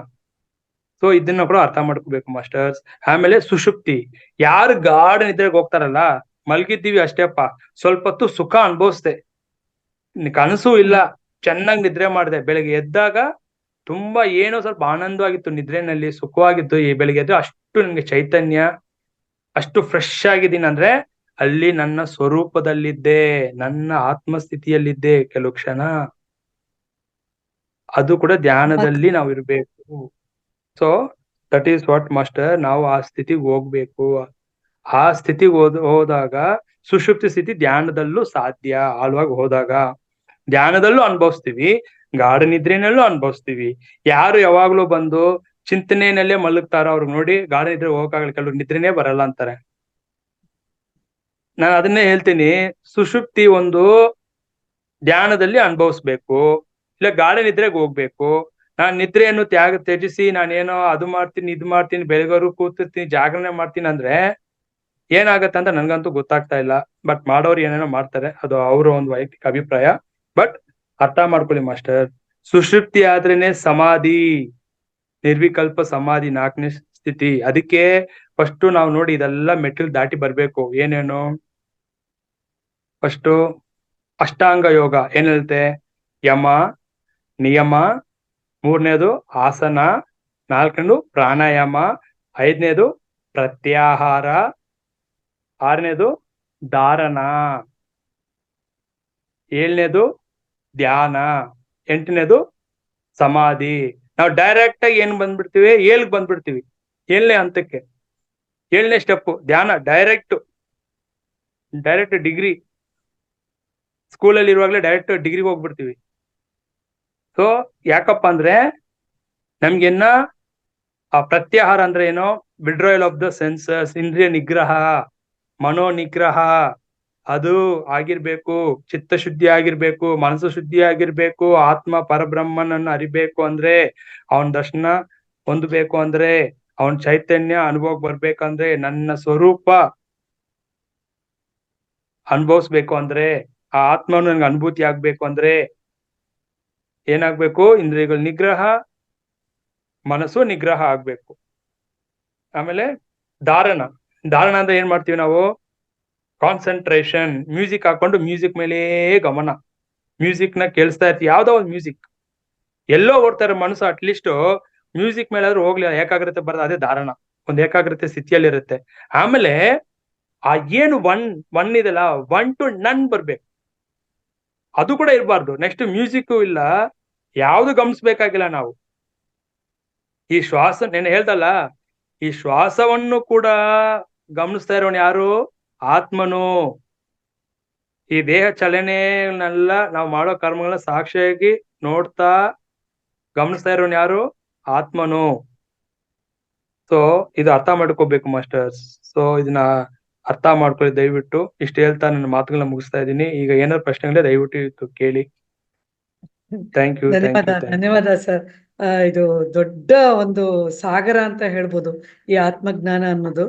ಇದು ಸಾಕಷ್ಟು ಹೇಳಿದ್ರಿ, ಒನ್ನೆಸ್ ಅನ್ನೋದಾಗ್ಲಿ, ಇದು ನಾವು ಏಕತೆ ಅಂತ ನಾವೇನು ಹೇಳ್ತೀವಿ, ವಸುದೈವ ಕುಟುಂಬಕಂ ಅಂತ, ಈ ಸಮತ್ವ ಏಕತ್ವ ಅಂತ ನಾವೇನ್ ಹೇಳ್ತೀವಿ. ಇದಕ್ಕೆಂದ್ರೆ ಚಿತ್ತ ಶುದ್ಧಿ ಆಗೋದಾಗ್ಲಿ, ಆತ್ಮಶುದ್ಧಿ ಅಂದ್ರೆ ಈ ಧ್ಯಾನಕ್ಕೆ ಇದು ಅಗತ್ಯ ಬೇಕು ಅಂತ ಹೇಳಿದ್ರಿ. ಹಾಗೆ ಈ ಅಷ್ಟಾಂಗ ಯೋಗದ ಬಗ್ಗೆ ನೀವು ಹೇಳಿದ್ರಿ, ಬಹಳ ಸುಂದರವಾಗಿರುವಂಥದ್ದು. ಆಮೇಲೆ ಅಂತರ್ಮುಖಿಗಳಾಗ್ಬೇಕು ನಾವು, ಯಾವತ್ತಿಗೂ ಅಂತರ್ಮುಖಿಗಳಾದಾಗ ಸಾಧ್ಯವಾದಷ್ಟು ನಮ್ಮನ್ನ ನಾವು ತಿಳ್ಕೊಳ್ಳುವಂತ ಪ್ರಯತ್ನ ಅಲ್ಲಾಗತ್ತೆ ಅನ್ನುವಂಥದ್ದು ಬಹಳ ಅದ್ಭುತವಾಗಿತ್ತು ಸರ್. ಸೊ ನಮ್ಮ ಆತ್ಮ ಬಂಧುಗಳು ಒಂದಷ್ಟು ಅವರ ಆ, ಒಂದಷ್ಟು ಅಂತ ಹೇಳೋದ್ರೆ ತಪ್ಪಾಗ್ಬೋದು, ಇದು ಸಾಕಷ್ಟು ಇದೆ.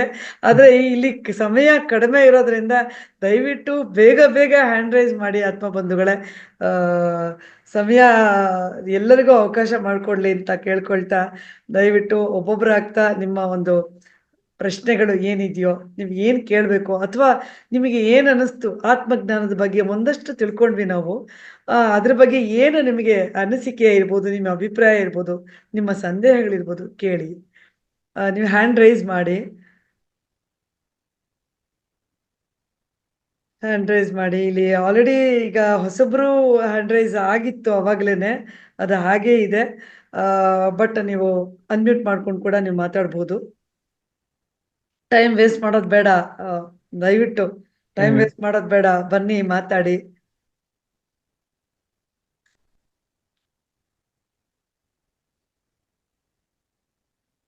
ಆ, ಯಾರು ಯಾರು ಹ್ಯಾಂಡ್ ರೈಸ್ ಮಾಡ್ತಾ ಇಲ್ಲ. ಅಂದ್ರೆ ಎಲ್ರಿಗೂ ಅರ್ಥ ಆಗಿದೆ, ಒಂದ್ ಅರ್ಥ ಆಗಿರ್ಬೇಕು. ಇಲ್ಲ ಅವ್ರಿಗೆ ಏನ್ ಕೇಳಿದಂತ ಗೊತ್ತಿಲ್ದೆ ಇರ್ಬೇಕಷ್ಟೇನೆ. ಆ, ಹಂಗೆ ನಾನು ಅರ್ಥೈಸ್ಕೊತೀನಿ. ನಮಸ್ತೆ ರೇವಣಪ್ಪ ನಮಸ್ತೆ ಚೆನ್ನಾಗ್ ಸರ್ ಮಾತಾಡಿ ಸರ್, ರೇವಣಪ್ಪ ಸರ್. ಸರ್ ನಮಸ್ತೆ. ಇಲ್ಲಾಂದ್ರೆ ಈಗ ನಾನ್ ಕ್ವಶನ್ ಕೇಳ್ತೀನಿ ಅಷ್ಟೇನೆ. ಅಲ್ಲ ಆತರ ಏನಿಲ್ಲ, ಕ್ವಶನ್ ಕೇಳ್ಬೋದು. ಕೇಳಿಸ್ತದ ಸರ್? ಓಕೆ. ಇಲ್ಲ ಸರ್, ತುಂಬಾ ಜನ ಇದ ಹಾಕಿದ್ದಾರೆ. ಸರ್, ವೆಂಕಟರಮಣ ಸರ್ ಮಾತಾಡಿ ಸರ್. ಮೇಡಮ್ ಏನಿಲ್ಲ, ಧ್ಯಾನ ಮಾಡ್ಬೇಕಾದ್ರೆ ನಾವು ಏಕಾಗ್ರತೆ ಬೇಕು.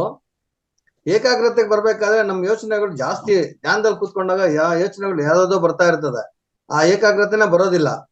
ಅದ್ ಏಕಾಗ್ರತೆ ಬರ್ಬೇಕಾದ್ರೆ ನಾವ್ ಏನ್ ಮಾಡ್ಬೇಕು ಸರ್? ಸರ್ ಅದನ್ನೇ ಹೇಳ್ತಾ ಇದ್ದೀನಲ್ಲ, ಏಕಾಗ್ರತೆ ಬರ್ಬೇಕಂದ್ರೆ ಶ್ವಾಸವನ್ನೇ ಗಮನಿಸ್ಬೇಕು. ಅದಕ್ಕೆ ಪ್ರಾಣಾಯಾಮ ಎಲ್ಲ ಮಾಡಿ, ಸ್ವಲ್ಪ ಧ್ಯಾನ ಮಾಡಿ. ಫಸ್ಟ್ ಪ್ರಾಣಾಯಾಮ ಮಾಡಿ, ಇಡಾಡಿ ಪಿಂಗ್ಲ ನಾಡಿ, ನಾಡಿ ಮಂಡಲ ಶುದ್ಧಿ ಮಾಡಿ. ಅದ್ ಮಾಡಿದ್ರೆ ಸ್ವಲ್ಪ ಲಯ. ಅದೇ ಹೇಳಿದ್ನಲ್ಲ, ನಿಮ್ಮ ಬ್ರೆತ್, ನಮ್ಮ ಶ್ವಾಸ ನಮ್ಮ ಹಿಡಿತಕ್ ಬಂದ್ರೇನೆ ಮನಸ್ಸು ಹಿಡಿತಕ್ ಬರೋದು. ನಾವು ಡೈರೆಕ್ಟ್ ಆಗಿ ಮನಸ್ಸು ನಿಲ್ಬೇಕು, ಆಲೋಚನೆಗಳೇ ನಿಲ್ಲಲ್ಲ. ಅದು ಆಲೋಚನೆ ಬಂದಿಲ್ಲ ಅಂದ್ರೆ ದೊಡ್ಡ ಆಶ್ಚರ್ಯ, ಬರೋದು ಸಹಜ. ಅದು ಅಷ್ಟು ಬೇಗ ಆಲೋಚನೆ ರಹಿತ ಸ್ಥಿತಿಗೆಲ್ಲ ಹೋಗಕ್ ಆಗಲ್ಲ. ಯಾಕಂದ್ರೆ ಇತ್ತೀಚೆಗೆ ಹೊಸದಾಗಿ ಧ್ಯಾನ ಬರೋರು ಹೇಳ್ತಾ ಇದೀನಿ ನೋಡಿ, ಧ್ಯಾನ ಸಿದ್ಧಿ ಆಗ್ಬೇಕು, ಅದೇ ಹೇಳ್ತಾ ಇರೋದು. ಫಸ್ಟ್ ನಿಮ್ಗೆ ಬಿಗಿನಿಂಗ್ ಬಂದು ಮ್ಯೂಸಿಕ್ ಹಾಕೊಳ್ಳಿ, ಸ್ಟಾರ್ಟಿಂಗ್ ನಲ್ಲಿ ಕ್ರಮೇಣ ಅದನ್ನ ಕಡಿಮೆ ಮಾಡ್ಕೊಳ್ಳಿ. ಆಮೇಲೆ ಫಸ್ಟ್ ಪ್ರಾಣಾಯಾಮ ಮಾಡಿ. ಇವಾಗ ರಂಗನಾಥ್ ಸರ್ ತಿಳಿಸ್ಕೊಡ್ತಾ ಇದ್ರಲ್ಲ ಪ್ರಾಣಾಯಾಮದ ಬಗ್ಗೆ ಎಲ್ಲ, ಸೊ ಇದೆಲ್ಲ ಸ್ವಲ್ಪ ಮಾಡಿ. ಅದು ಬೇಕು, ಅದನ್ನ ಹೇಳಿದ್ರು ನೋಡಿ. ನಾವು 7ನೇ ಮೆಟ್ಲಿಗೆ ಬಂದ್ಬಿಟ್ಟಿದ್ವಿ ಡೈರೆಕ್ಟ್ ಆಗಿ.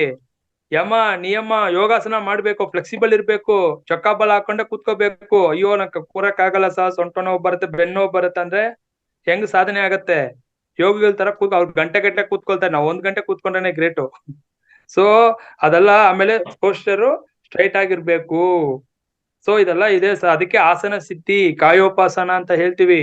ಅದಕ್ಕೆ ಯೋಗಾಸನ ಸ್ವಲ್ಪ ಫ್ಲೆಕ್ಸಿಬಿಲಿಟಿಗೋಸ್ಕರ, ಬಾಡಿ ಫ್ಲೆಕ್ಸಿಬಲ್ ಆಗ್ಲಿ ಅಂತ ಒಂದು ಎಕ್ಸರ್ಸೈಸ್ ಮಾಡಿ, ವಾಕಿಂಗ್ ಮಾಡಿ, ಅದೆಲ್ಲ ಮಾಡ್ಕೊಂಡು ಸ್ವಲ್ಪ ನಾಡಿ ಮಂಡಲ ಶುದ್ಧಿ ಎಲ್ಲ ಮಾಡ್ಕೊಂಡು, ಅದು ಮಾಡಿದಾಗ ಏನಾಗುತ್ತೆ, ಪ್ರಾಣಾಯಾಮ ಮಾಡಿದ ನಂತರ ಕೂತ್ಕೊಳ್ಳಿ, ಆಗತ್ತೆ. ಅದು ಟೈಮ್ ತಗೊಳುತ್ತೆ ಸರ್. ಯಾಕೆಂದ್ರೆ ಇವತ್ತು ಮ್ಯೂಸಿಕ್ ಅಲ್ಲಿ ಧ್ಯಾನ ಮಾಡ್ತಾ ಇರ್ಬೇಕಾದ್ರೆ ಕೊನೆ ಗಳಿಗೆಯಲ್ಲಿ ಮೇಡಮ್ ಅವರು ಇನ್ನಾಯ್ತು ಅಂತ ವಾಯ್ಸ್ ಬಂದ ತಕ್ಷಣ ನನ್ಗೆ ಏನೋ ಒಂಥರ ಫೀಲಿಂಗ್ ಆಯ್ತು, ಏನಪ್ಪಾ ಇದು ಅಂತ. ಸಡನ್ ಆಗಿ ಮ್ಯೂಸಿಕ್ ಮಧ್ಯದಲ್ಲಿ ವಾಯ್ಸ್ ಬಂತಲ್ಲ, ಆಗ ಏನೋ ಸಡನ್ ಫೀಲಿಂಗ್ ಆಯ್ತು, ಅದಕ್ಕೆ ಕೇಳ.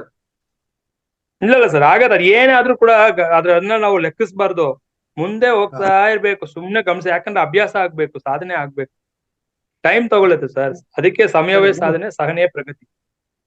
ನಮಸ್ತೆ. ಧನ್ಯವಾದ ಸರ್, ಧನ್ಯವಾದ ಸರ್, ಧನ್ಯವಾದ. ಸರ್, ಯಾರು ಇಲ್ಲಿ ಇವರು ಗುರುಶಾಂತಮ್ಮ ಅವರು ಮಾತಾಡಿ ಮೇಡಮ್.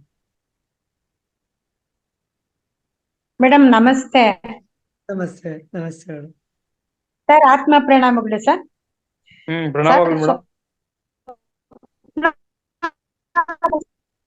ಆ ಸ್ವಪ್ನಾವಸ್ಥೆಯಲ್ಲಿ ಒಮ್ಮೊಮ್ಮೆ ಆತ್ಮಕ್ಕೆ ಏನಾದ್ರು ಆದಾಗ ನಮ್ಮ ಮಕ್ಕಳಿಗೆ ಎಫೆಕ್ಟ್ ಆಗುತ್ತೆ ಸರ್ ಅಲ್ಲಿ ಸ್ವಪ್ನಾವಸ್ಥೆಯಲ್ಲಿ?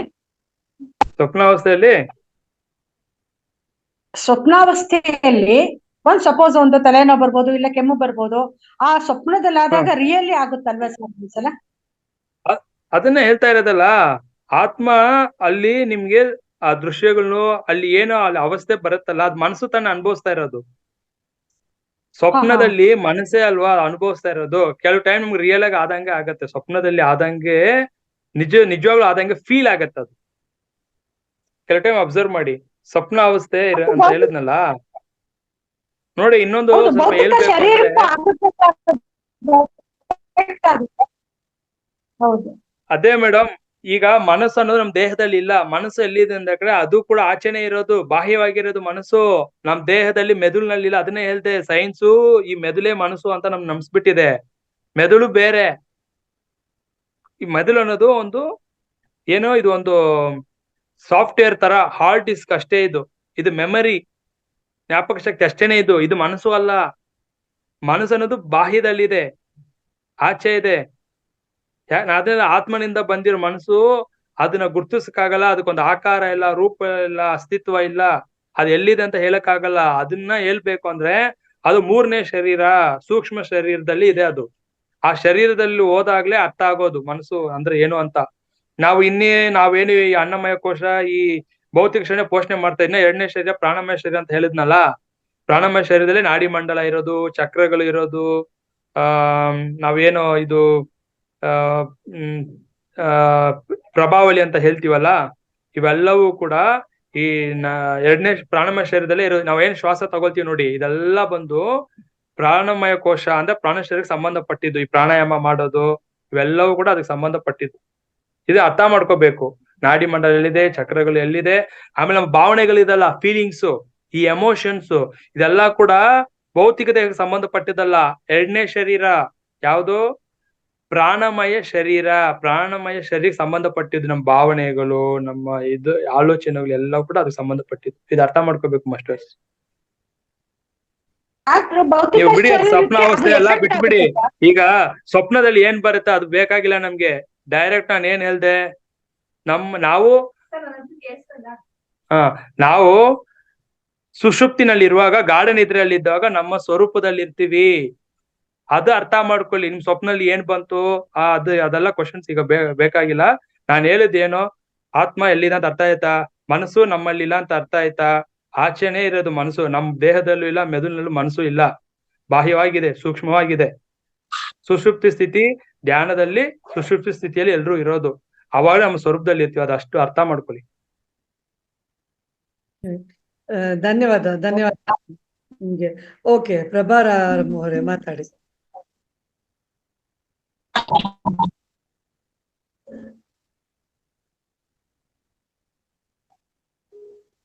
ಮ್ಯೂಟ್ ಆಗಿದೆ ಮೇಡಮ್.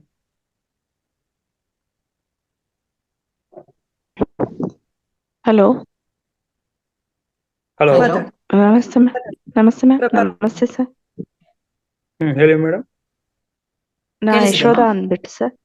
ಸರ್, ಹೇಳಿ ಬೇಗ ವಿಷಯಕ್ಕೆ ಬನ್ನಿ. ಪ್ರಭಾರಾಮ್ ಅವ್ರು ಮಾತಾಡ್ತಿದ್ದಾರೆ, ಒಂದ್ ನಿಮಿಷ ಮಾತಾಡಿ ಪ್ರಭಾರಾಮ್ ಅವ್ರೆ. ಸರ್, ಅದು ನಾನು 1-2 ವೀಕ್ಸ್ ಇಂದ ಧ್ಯಾನ ಸ್ಟಾರ್ಟ್ ಮಾಡ್ಕೊಂಡೆ. ಅದು ಈ ಹಂತದಲ್ಲಿ ತುಂಬಾ ಆಲೋಚನೆಗಳು ಬರ್ತಿತ್ತು ಲಾಸ್ಟ್ ವೀಕ್. ಅದೆಲ್ಲ ಕಡಿಮೆ ಆಗಿ ತುಂಬಾ ಒಂಥರ ಸುಳಿ ಸುತ್ತದಾಗೆ ಸುತ್ತಕ್ ಶುರುವಾಗ್ಬಿಟ್ಟಿದೆ. ಇವಾಗ್ಲೂ ನನ್ಗದು ಆಗ್ತದೆ. ಒಂದು 4 days 5 days ಆಯ್ತು, ಅದಿನ್ನೂ ಸ್ಟಾಪ್ ಆಗಿಲ್ಲ. ಏನ್ರಿ? ಸ್ಟಾಪ್ ಆಗಲ್ಲ ಮೇಡಮ್. ಯಾಕಂದ್ರೆ ಮನಸ್ಸು ಏನ್ ಹೇಳಿದ್ರೆ ಸುಳಿ ಅಲ್ವಾ ಅದು? ಏನ್ ಹೇಳಿದ್ರೆ ಸುಳಿ ಸುತ್ತಾ ಇದೆ. ಮನಸ್ಸ ಓಡ್ತಾ ಇದೆ. ಕರೆಕ್ಟ್. ಮನಸ್ಸು ಸುಳಿ ತರ ಓಡ್ತಾನೆ, ಬಾಹ್ಯವಾಗಿ ಓಡ್ತಾ ಇದೆ. ಅದನ್ನ ನಿಲ್ಸಿ ಅಂತರ್ಮುಖ ಮಾಡಿ ಸೈಲೆನ್ಸ್ ಮಾಡ್ಬೇಕು ಅನ್ನೋದೇ ಸಾಧನೆ. ಈಗ ನಿಮ್ಗೆ ಅರ್ಥ ಆಯ್ತಲ್ಲ, ಮನಸ್ಸಲ್ಲಿ ಹೋಗ್ತದೆ, ಸುಳಿ ತರ ಓಡ್ತಾನೆ ಇದೆ. ಅದು ನಮ್ನ ಓಡಿಸ್ತಾ ಇದೆ. ಅದ್ರ ಮೇಲೆ ಸವಾರಿ ಮಾಡ್ತಾ ಇದೀವಿ. ಮನಸ್ಸು ಎಲ್ಲಿ ಓಡ್ತಾ ಅಲ್ಲಿ ನಾವು ಓಡ್ತಾ ಇದ್ದೀವಿ, ದೇಹ ಅಲ್ಲಿ ಓಡ್ತಾ ಇದೆ. ಅದಕ್ಕೆ ಮೈಂಡ್ ಟು ಮ್ಯಾಟರ್. ಮನಸ್ಸು ಹೇಗ ನಮ್ಮ ದೇಹ ಹಾಗೆ ಮನಸ್ಸೇ ನಮ್ಮನ್ನ ಓಡಿಸ್ತಾರೆ. ಅಲ್ವೋಡು ಇಲ್ಲಿ ಹೋಗೋಣ ಅಂತ ಸುಳಿ ತರ ಓಡ್ತಾ ಇದೆ ಮನಸ್ಸು. ಅದನ್ನೇ ಮನಸ್ಸನ್ನ ಅರ್ಥ ಮಾಡ್ಕೊಳ್ಳಿ.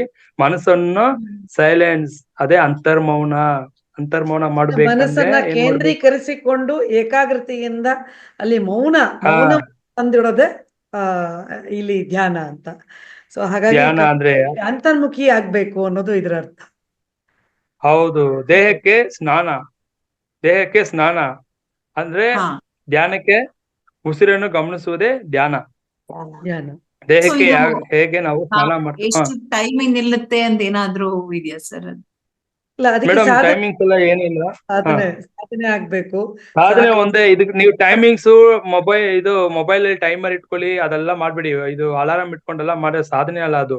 ನಿಮ್ ಮನಸ್ಸು ಯಾವಾಗಪ್ಪ ಟೈಮ್ ಆಗತ್ತೆ ಅಂತ ನೋಡ್ತಾ ಇರುತ್ತೆ. ಮನಸ್ಸಿಗೆ ಬೇಡದೇ ಇರೋದು ಕೊಡ್ತಾ ಇದೀರಾ ನೀವು. ಧ್ಯಾನ ಅನ್ನೋದು ಮನಸ್ಸು ಇಷ್ಟಪಟ್ಟು ಮಾಡತ್ತ ಅದು. ಅದಕ್ ಕಷ್ಟದಲ್ಲಿ ನಾವು ಸಿಲುಕಿಸ್ತಾ ಇರೋದು ಬೇಡದೇ ಅದಕ್ಕೆ ಯಾವಾಗ್ಲೂ ಗೊತ್ತಿಲ್ದಿರೋ ವಿಷಯವನ್ನು ಪರಿಚಯ ಮಾಡ್ತಾ ಇದೀವಿ. ಗೊತ್ತಿರೋ ವಿಷಯ ಪರಿಚಯ ಮಾಡಕ್ ಇಷ್ಟಪಡತ್ತ ಮಾಡ್ಲಿಕ್ಕೆ ಟೈಮ್ ತಗೊಳುತ್ತೆ. ಬಟ್ ಅದಕ್ಕೆ ನಾನು ಒಂದು ಟೆಕ್ನಿಕ್ ಹೇಳ್ತೀನಿ ನೋಡಿ, ಸ್ವಲ್ಪ ಆಲೋಚನೆ ಕಡಿಮೆ ಆಗ್ಬೇಕಂದ್ರೆ, ನೀವು ಇದು ಲಿಪ್ಸ್ ಮಾತ್ರ ಬಾಯಿ ಓಪನ್ ಮಾಡ್ಬಿಡಿ, ಲಿಪ್ಸ್ ಮಾತ್ರ ಓಪನ್ ಮಾಡಿ, ಲಿಪ್ಸ್ ಮಾತ್ರ ಓಪನ್ ಮಾಡಿ. ನಿಮ್ ಮೈಂಡು ಲಿಪ್ಸ್ ಮೇಲೆ ಇಡಿ, ಲಿಪ್ಸ್ ಓಪನ್ ಮಾಡಿ. ನಿಮ್ ಮನಸ್ಸು ಲಿಪ್ಸ್ ಮೇಲೆ ಇಡಿ, ತುಟಿ ಮೇಲೆ ಇಡಿ. ತುಟಿ ಮಾತ್ರ ತೆರೆದಿರ್ಬೇಕು. ಈಗ ನೋಡಿ ಆಲೋಚನೆ ಹೆಂಗಿರುತ್ತೆ ಅಂತ. ಬಾಯಿ ಓಪನ್ ಮಾಡಬಾರ್ದು, ತುಟಿ ಮಾತ್ರ ಓಪನ್ ಮಾಡಿ ಇಟ್ಕೋಬೇಕು. ತುಟಿಯನ್ನು ಗಮನಿಸಿ. ಈಗ ಆಲೋಚನೆ ಹೇಗಿದೆ ನೋಡಿ. ಗಮನ ಎಲ್ಲ ಲಿಪ್ಸ್ ಮೇಲೆ ಇರುತ್ತೆ. ಎಸ್. ಆಲೋಚನೆ ಜಾಸ್ತಿ ಬಂತ ಈಗ? ಸುಲಿ ಜಾಸ್ತಿ ಇದೆಯಾ ಕಡಿಮೆ ಆಯ್ತಾ ಈಗ?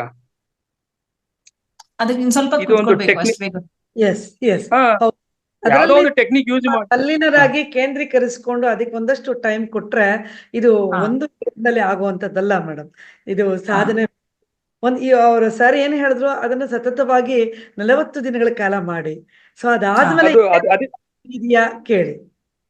ಅದಕ್ಕೆ ನೀವು 40 days ಮಾಡ್ಬೇಕು. 40 ದಿನ ಮಾಡಿ ಕಂಟಿನ್ಯೂಸ್ ಆಗಿ. Morning 1 hour, evening 1 hour time ಸಿಕ್ದಾಗಲ್ಲ ಇದು ಪ್ರಾಕ್ಟೀಸ್ ಮಾಡ್ಕೊಳ್ಳಿ. ಅದಕ್ಕೆ practice makes a man perfect ಅಂತ ಹೇಳ್ತಾರಲ್ಲ.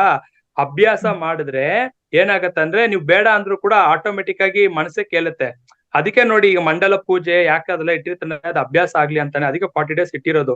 ಆಮೇಲೆ ನಿಮ್ಗೆ ಅಭ್ಯಾಸ ಆಗ್ಬಿಡುತ್ತೆ, ರೂಢಿ ಆಗ್ಬಿಡುತ್ತೆ, ಪಳಗ್ ಬಿಡುತ್ತೆ ಮನಸ್ಸು. ಅದಕ್ಕೆ ಅದು ಡೈಲಿ ಒಂದ್ ದಿನ ಗ್ಯಾಪ್ ಬಿಡಬಾರ್ದು. ಅಲ್ಲ ಈಗ್ಲೂ ನನ್ ಟೈಮ್ ಸಿಕ್ತಾಗೆಲ್ಲ ಧ್ಯಾನಕ್ಕೆ ಕೂರೋಣ ಅನ್ಸ್ತಾ ಇರುತ್ತೆ. ಹೌದು, ಅದನ್ನೇ ಟೈಮ್ ಸಿಕ್ಕಾಗೆಲ್ಲ ಯೂಸ್ ಮಾಡ್ಕೊಳ್ಳಿ ಧ್ಯಾನಕ್ಕೆ.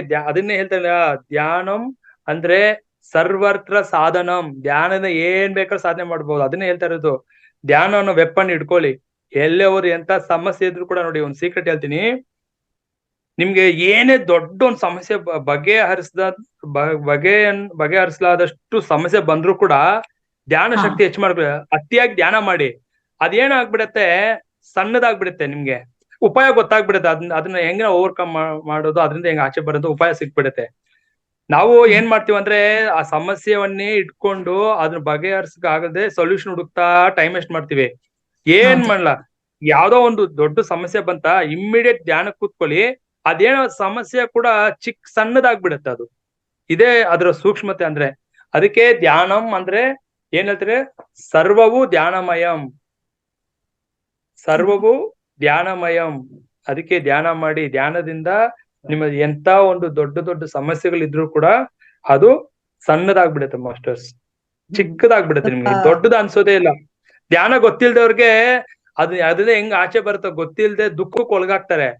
ಸಾಧಕರು ಧ್ಯಾನಿಗಳು ಏನ್ ಮಾಡ್ತಾರೆ ಅಂದ್ರೆ ಬೆಟ್ಟದಷ್ಟು ಸಮಸ್ಯೆ ಇದ್ರು ಕೂಡ ಏನ್ ಮಾಡ್ತಾರೆ, ಸಾಧನೆ ಮಾಡಿ ಅದನ್ನ ಸಣ್ಣದಾಗಿ ನೋಡ್ತಾರೆ ಅಷ್ಟೇನೆ. ಓಕೆ, ಇದಕ್ಕೆ ಸಾಧನೆ ಒಂದೇ ಮಾರ್ಗ ಅಂತ. ಧನ್ಯವಾದ ಮೇಡಮ್ ನಿಮ್ಗೆ. ಇಲ್ಲಿ ಇವರು ರಾಜೀವ್ ಮಾನ್ವಿಕರ್ ಅಂತ, ದಯವಿಟ್ಟು ಕ್ಷಮಿಸಿ ಯಶೋಧ ಅವರು ಹಾಗೆ ಶಿವಕುಮಾರ್ ಅವರು, ನಿಮ್ಮನ್ನು ನಂತರ ಕೇಳ್ತೀನಿ. ರಾಜೀವ್ ಮಾನ್ವಿಕರ್ ಅವರೇ ನಮಸ್ಕಾರ ಸರ್, ಮಾತಾಡಿ ಸರ್. ನಮಸ್ತೆ ಸರ್. ಮ್ಯೂಟ್ ಆಗಿದೆ, ಅನ್ಮ್ಯೂಟ್ ಮಾಡ್ಕೊಳ್ಳಿ ಸರ್.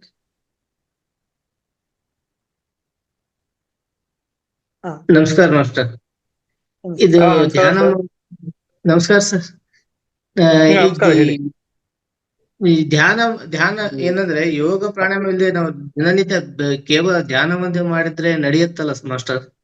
ಯೋಗ ಪ್ರಾಣಾಯಾಮ ಮಾಡಕಂದ್ರೆ ಕೆಲವೊಬ್ರು ನಾನು ಹೇಳಿದ್ನಲ್ಲ, ನೀವು 7ನೇ ಮೆಟ್ಟಿಲಿಗೆ ಬಂದಾದ್ಮೇಲೆ ಮತ್ತೆ ಯಾಕೆ ಪ್ರಾಣಾಯಾಮ ಅಲ್ಲ? ಪ್ರಾಣಾಯಾಮ ಯಾವ ಮೆಟ್ಟಿಲು? 4ನೇ ಮೆಟ್ಟಿಲು. ಯಮ, ಪೂಜೆ, ಪುನಸ್ಕಾರ, ಶಾಸ್ತ್ರ, ಆಚರಣೆ, ಇವನ್ನೆಲ್ಲ ಪೂಜೆ, ಹಬ್ಬ ಇದೆಲ್ಲ ದಾಟಿ 3ನೇ ಮೆಟ್ಟಿಲು ಯಾವ್ದು? ಯೋಗಾಸನ ಮಾಡ್ತೀವಿ. ಬರೀ ಯೋಗ ಬಾಡಿ ಫ್ಲೆಕ್ಸಿಬಿಲಿಟಿ ಏನು ಆರೋಗ್ಯಕ್ಕೆ ಅಷ್ಟೇ ಸಹಾಯ ಮಾಡೋದು.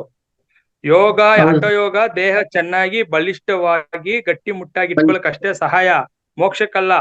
ದೇಹ ಚೆನ್ನಾಗಿ. ಅದಕ್ಕೆ ನಾನ್ ಹೇಳ್ತೀನಿ ಅಂದ್ರೆ ಈ ದೇಹಕ್ಕೆ ಏನಕ್ಕೆ ಯೋಗ ಮಾಡ್ಬೇಕು ಅಂದ್ರೆ ನನ್ನಲ್ಲಿ ಇರೋ ಆ ಪರಮಾತ್ಮ ಅವನ್ನ ತಿಳ್ಕೊಳಕ್ಕೆ ಆರೋಗ್ಯವಾಗಿ ಇಟ್ಕೋಬೇಕು. ಅದಕ್ಕೆ ಯೋಗನೂ ಬೇಕು, ಪ್ರಾಣಾಯಾಮನೂ ಬೇಕು. ಪ್ರಾಣಾಯಾಮ ಯಾರಿಗಂದ್ರೆ ಸರ್, ಈಗ ನಾನು 2 ತಾಸು ಚೋಕಬಲ್ಲ ಹಾಕೊಂಡು ಸಹಜವಾಗಿ ನೇರ್ಮುಖವಾಗಿ ಕೂತ್ಕೊಂಡು ಸಾಧನೆ ಮಾಡಕ್ ಆಗತ್ತಾ ಅಂದ್ರೆ ಯೋಗ ಫ್ಲೆಕ್ಸಿಬಿಟಿಗೋಸ್ಕರ ಯೋಗ ಅನ್ನೋದು ಬೇರೆ ಏನಕ್ಕೂ ಅಲ್ಲ, ಅಷ್ಟೇನೆ ಆರೋಗ್ಯ ಕೊಡುತ್ತೆ. ಪ್ರಾಣಾಯಾಮ ಯಾರಿಗೆ? ಬಿಗಿನರ್ಸ್ಗೆ ಸ್ವಲ್ಪ ಪ್ರಾಣಾಯಾಮ 10 ನಿಮಿಷ ಮಾಡಿಸಿ ಧ್ಯಾನ ಮಾಡಿಸಿದ್ರೆ ಸ್ವಲ್ಪ ಮನ್ಸು ಲಯ ಆಗತ್ತೆ ಅಂತ, ಅಷ್ಟೇನೆ ಬೇರೆ ಏನಿಲ್ಲ. ಬಟ್ ಸಾಧಕರಿಗೆ ಇದೆಲ್ಲ ಯಾವ್ದು ಬೇಕಾಗಿಲ್ಲ, ಕೂತ್ಕೊಂಡ್ರೆ ಸಾಕು. ಧ್ಯಾನ ಧ್ಯಾನ ಇನ್ನೊಂದು ಸತ್ಯ ತಿಳ್ಕೊಳ್ಳಿ, ಧ್ಯಾನ ಅನ್ನೋದು ನಾವು ಮಾಡ್ತಾ ಇಲ್ಲ. ಧ್ಯಾನ ಅನ್ನೋದು ತಾನಾಗ ಆಗುವುದು. ಇದು ಅಜ್ಞಾನ. ನಾನು 1 ಅವರ್ ಮಾಡಿದೆ, 2 ಅವರ್ ಮಾಡಿದೆ, ಆ ಪದ ಬಳಸಬಾರ್ದು ಆಕ್ಚುಲಿ. ಸರ್ ನಾನು 2 ಅವರ್ ಕೂತ್ಕೊಂಡೆ, 3 ಅವರ್ ಅಂದ್ರೆ ಅಲ್ಲಿ ಧ್ಯಾನ ತಾನಾಗ ಆಗ್ಬೇಕು. ಅದು ನಾವ್ ಎಷ್ಟೊತ್ತು ಕೂತ್ಕೊಂಡಿದೀವಿ ಅನ್ನೋದು ಇಂಪಾರ್ಟೆಂಟ್ ಅಲ್ಲ, ಎಷ್ಟೊತ್ತು ನನ್ನ ಸ್ವರೂಪ, ನನ್ನ ಆತ್ಮ ಸ್ಥಿತಿಯಲ್ಲಿದ್ದೆ ಅಂದ್ರೆ ಶೂನ್ಯ ಅಷ್ಟೇನೆ ಸ್ಥಿತಿ ಇಂಪಾರ್ಟೆಂಟ್. ಹೋದ್ವಿ ಅನ್ನೋದು. ಎಷ್ಟೊತ್ತು ಹೋದ್ವಿ. ನೀವು 3 ತಾಸು ಕೂತ್ಕೊಂಡ್ರು ಕೂಡ 1-2 ನಿಮಿಷ ಅನುಭವಿಸ್ತೀವಿ ಅಷ್ಟೇನೆ ಶೂನ್ಯ ಸ್ಥಿತಿ. ಅದಕ್ಕೆ ಅಷ್ಟೊತ್ತು ಸಮಯ ಬೇಕು. ಅದನ್ನ ಯಾಕೆ ಧ್ಯಾನ ಅಲ್ಲ ಮೇಡಮ್, ಇದನ್ನ ಕೇಳೋದ್ ಯಾಕೆ ಕೇಳಿದ್ದೆ ಅಂದ್ರೆ, ಇದು ಯೋಗ ಅಥವಾ ಪ್ರಾಣಾಯಾಮ ಮಾಡಿದ್ರೆ ಈ ತರ ಕಾಯಿಲೆ ಇದ್ದವ್ರು ಇಂಥವ್ ಮಾಡಬಾರ್ದು ಅಂತ ಅದಕ್ಕೆ ಇದಿದೆ, ನಿಯಮ ಇದೆ. ಈ ಧ್ಯಾನಕ್ಕಾದ್ರೆ ಯಾವ್ದೇ ನಿಯಮವಿಲ್ಲ. ಅದು ಏನೇ ಕಾಯಿಲೆ ಇರ್ಲಿ ಏನೇ ಇರ್ಲಿ ಅದನ್ನ ನಾವು ದಿನನಿತ್ಯ ಮಾಡಬಹುದು. ಅದ್ರ ಸಂಬಂಧ ಕೇಳಿದೆ ಮಾಸ್ಟರ್. ಹೌದು ಸರ್, ಹೌದು. ಧ್ಯಾನ ಒಂದೇ ಸಾಕು, ಪ್ರಾಣಾಯಾಮ ಯೋಗ ಅವಶ್ಯಕತೆ ಇಲ್ಲ. ನೀವು ಆ ಹಂತದಲ್ಲಿ ಬರೀ ಧ್ಯಾನ ಮಾಡ್ಕೊಂಡ್ರೆ ನಿಮ್ಗೂ ಸಾಕಷ್ಟು ಸಮಯ ಧ್ಯಾನ ಕೊಟ್ರೇನೆ ಸಾಕು, ಬೇರೆ ಏನು ಬೇಕಾಗಿಲ್ಲ. ಅದೇ ಯೋಗದಿಂದ ದೇಹ ನಿಯಂತ್ರಣದಲ್ಲಿ ಇಟ್ಕೊಳಕ್ಕೋಸ್ಕರ ಯೋಗ ಬೇಕು. ಪ್ರಾಣಾಯಾಮ ನಮ್ಮನ್ನ, ನಮ್ಮ ಒಂದು ಉಸಿರನ್ನ ಒಂದು ಸರಿಯಾದ ರೀತಿಯಲ್ಲಿ ಹತೋಟಿಯಲ್ಲಿ ಇಟ್ಕೊಳಕ್ಕೋಸ್ಕರ. ಧ್ಯಾನ ಆಗದೆ ನಮ್ಮ ಒಂದು ಯಾವುದೇ ಸ್ಥಿತಿಲಿ ಇದ್ರೂ ಅದನ್ನ ಒಂದು ಹತೋಟಿಗೆ ತರುತ್ತೆ. ಅಂದ್ರೆ ನಮ್ಮ ಕಾಯಿಲೆ ಆಗ್ಲಿ ಏ ರೀತಿ. ಆದ್ರೆ ಧ್ಯಾನ ಮಾಡೋದಕ್ಕೆ 1 ಅವರ್ 2 ಅವರ್ಸ್ ಅಲ್ಲ. ನಾನು ಇವಾಗ ಧ್ಯಾನ ಮಾಡ್ಬೇಕು ಅಂತ ಕೂತಾಗ ಅದಾಗದೆ ಎಷ್ಟೊತ್ತಿಗೆ ನಮ್ಮನ್ನ ಎಪ್ಸತ್ತೋ ಅಷ್ಟೊತ್ತಿಗೆ ಹೇಳೋಣ ಅಂತ ಇದು ಸಾರಾಂಶ. ಓಕೆ ಸರ್, ಸರ್ ನಿಮ್ಗೆ ಧನ್ಯವಾದಗಳು. ಧನ್ಯವಾದ. ಓಕೆ, ಶಿವಕುಮಾರ್ ಸರ್ ಮಾತಾಡಿ ಸರ್. ಸರ್ ಮ್ಯೂಟ್ ಆಗಿದೆ, ಅನ್ಮ್ಯೂಟ್ ಮಾಡ್ಕೊಳ್ಳಿ ಸರ್.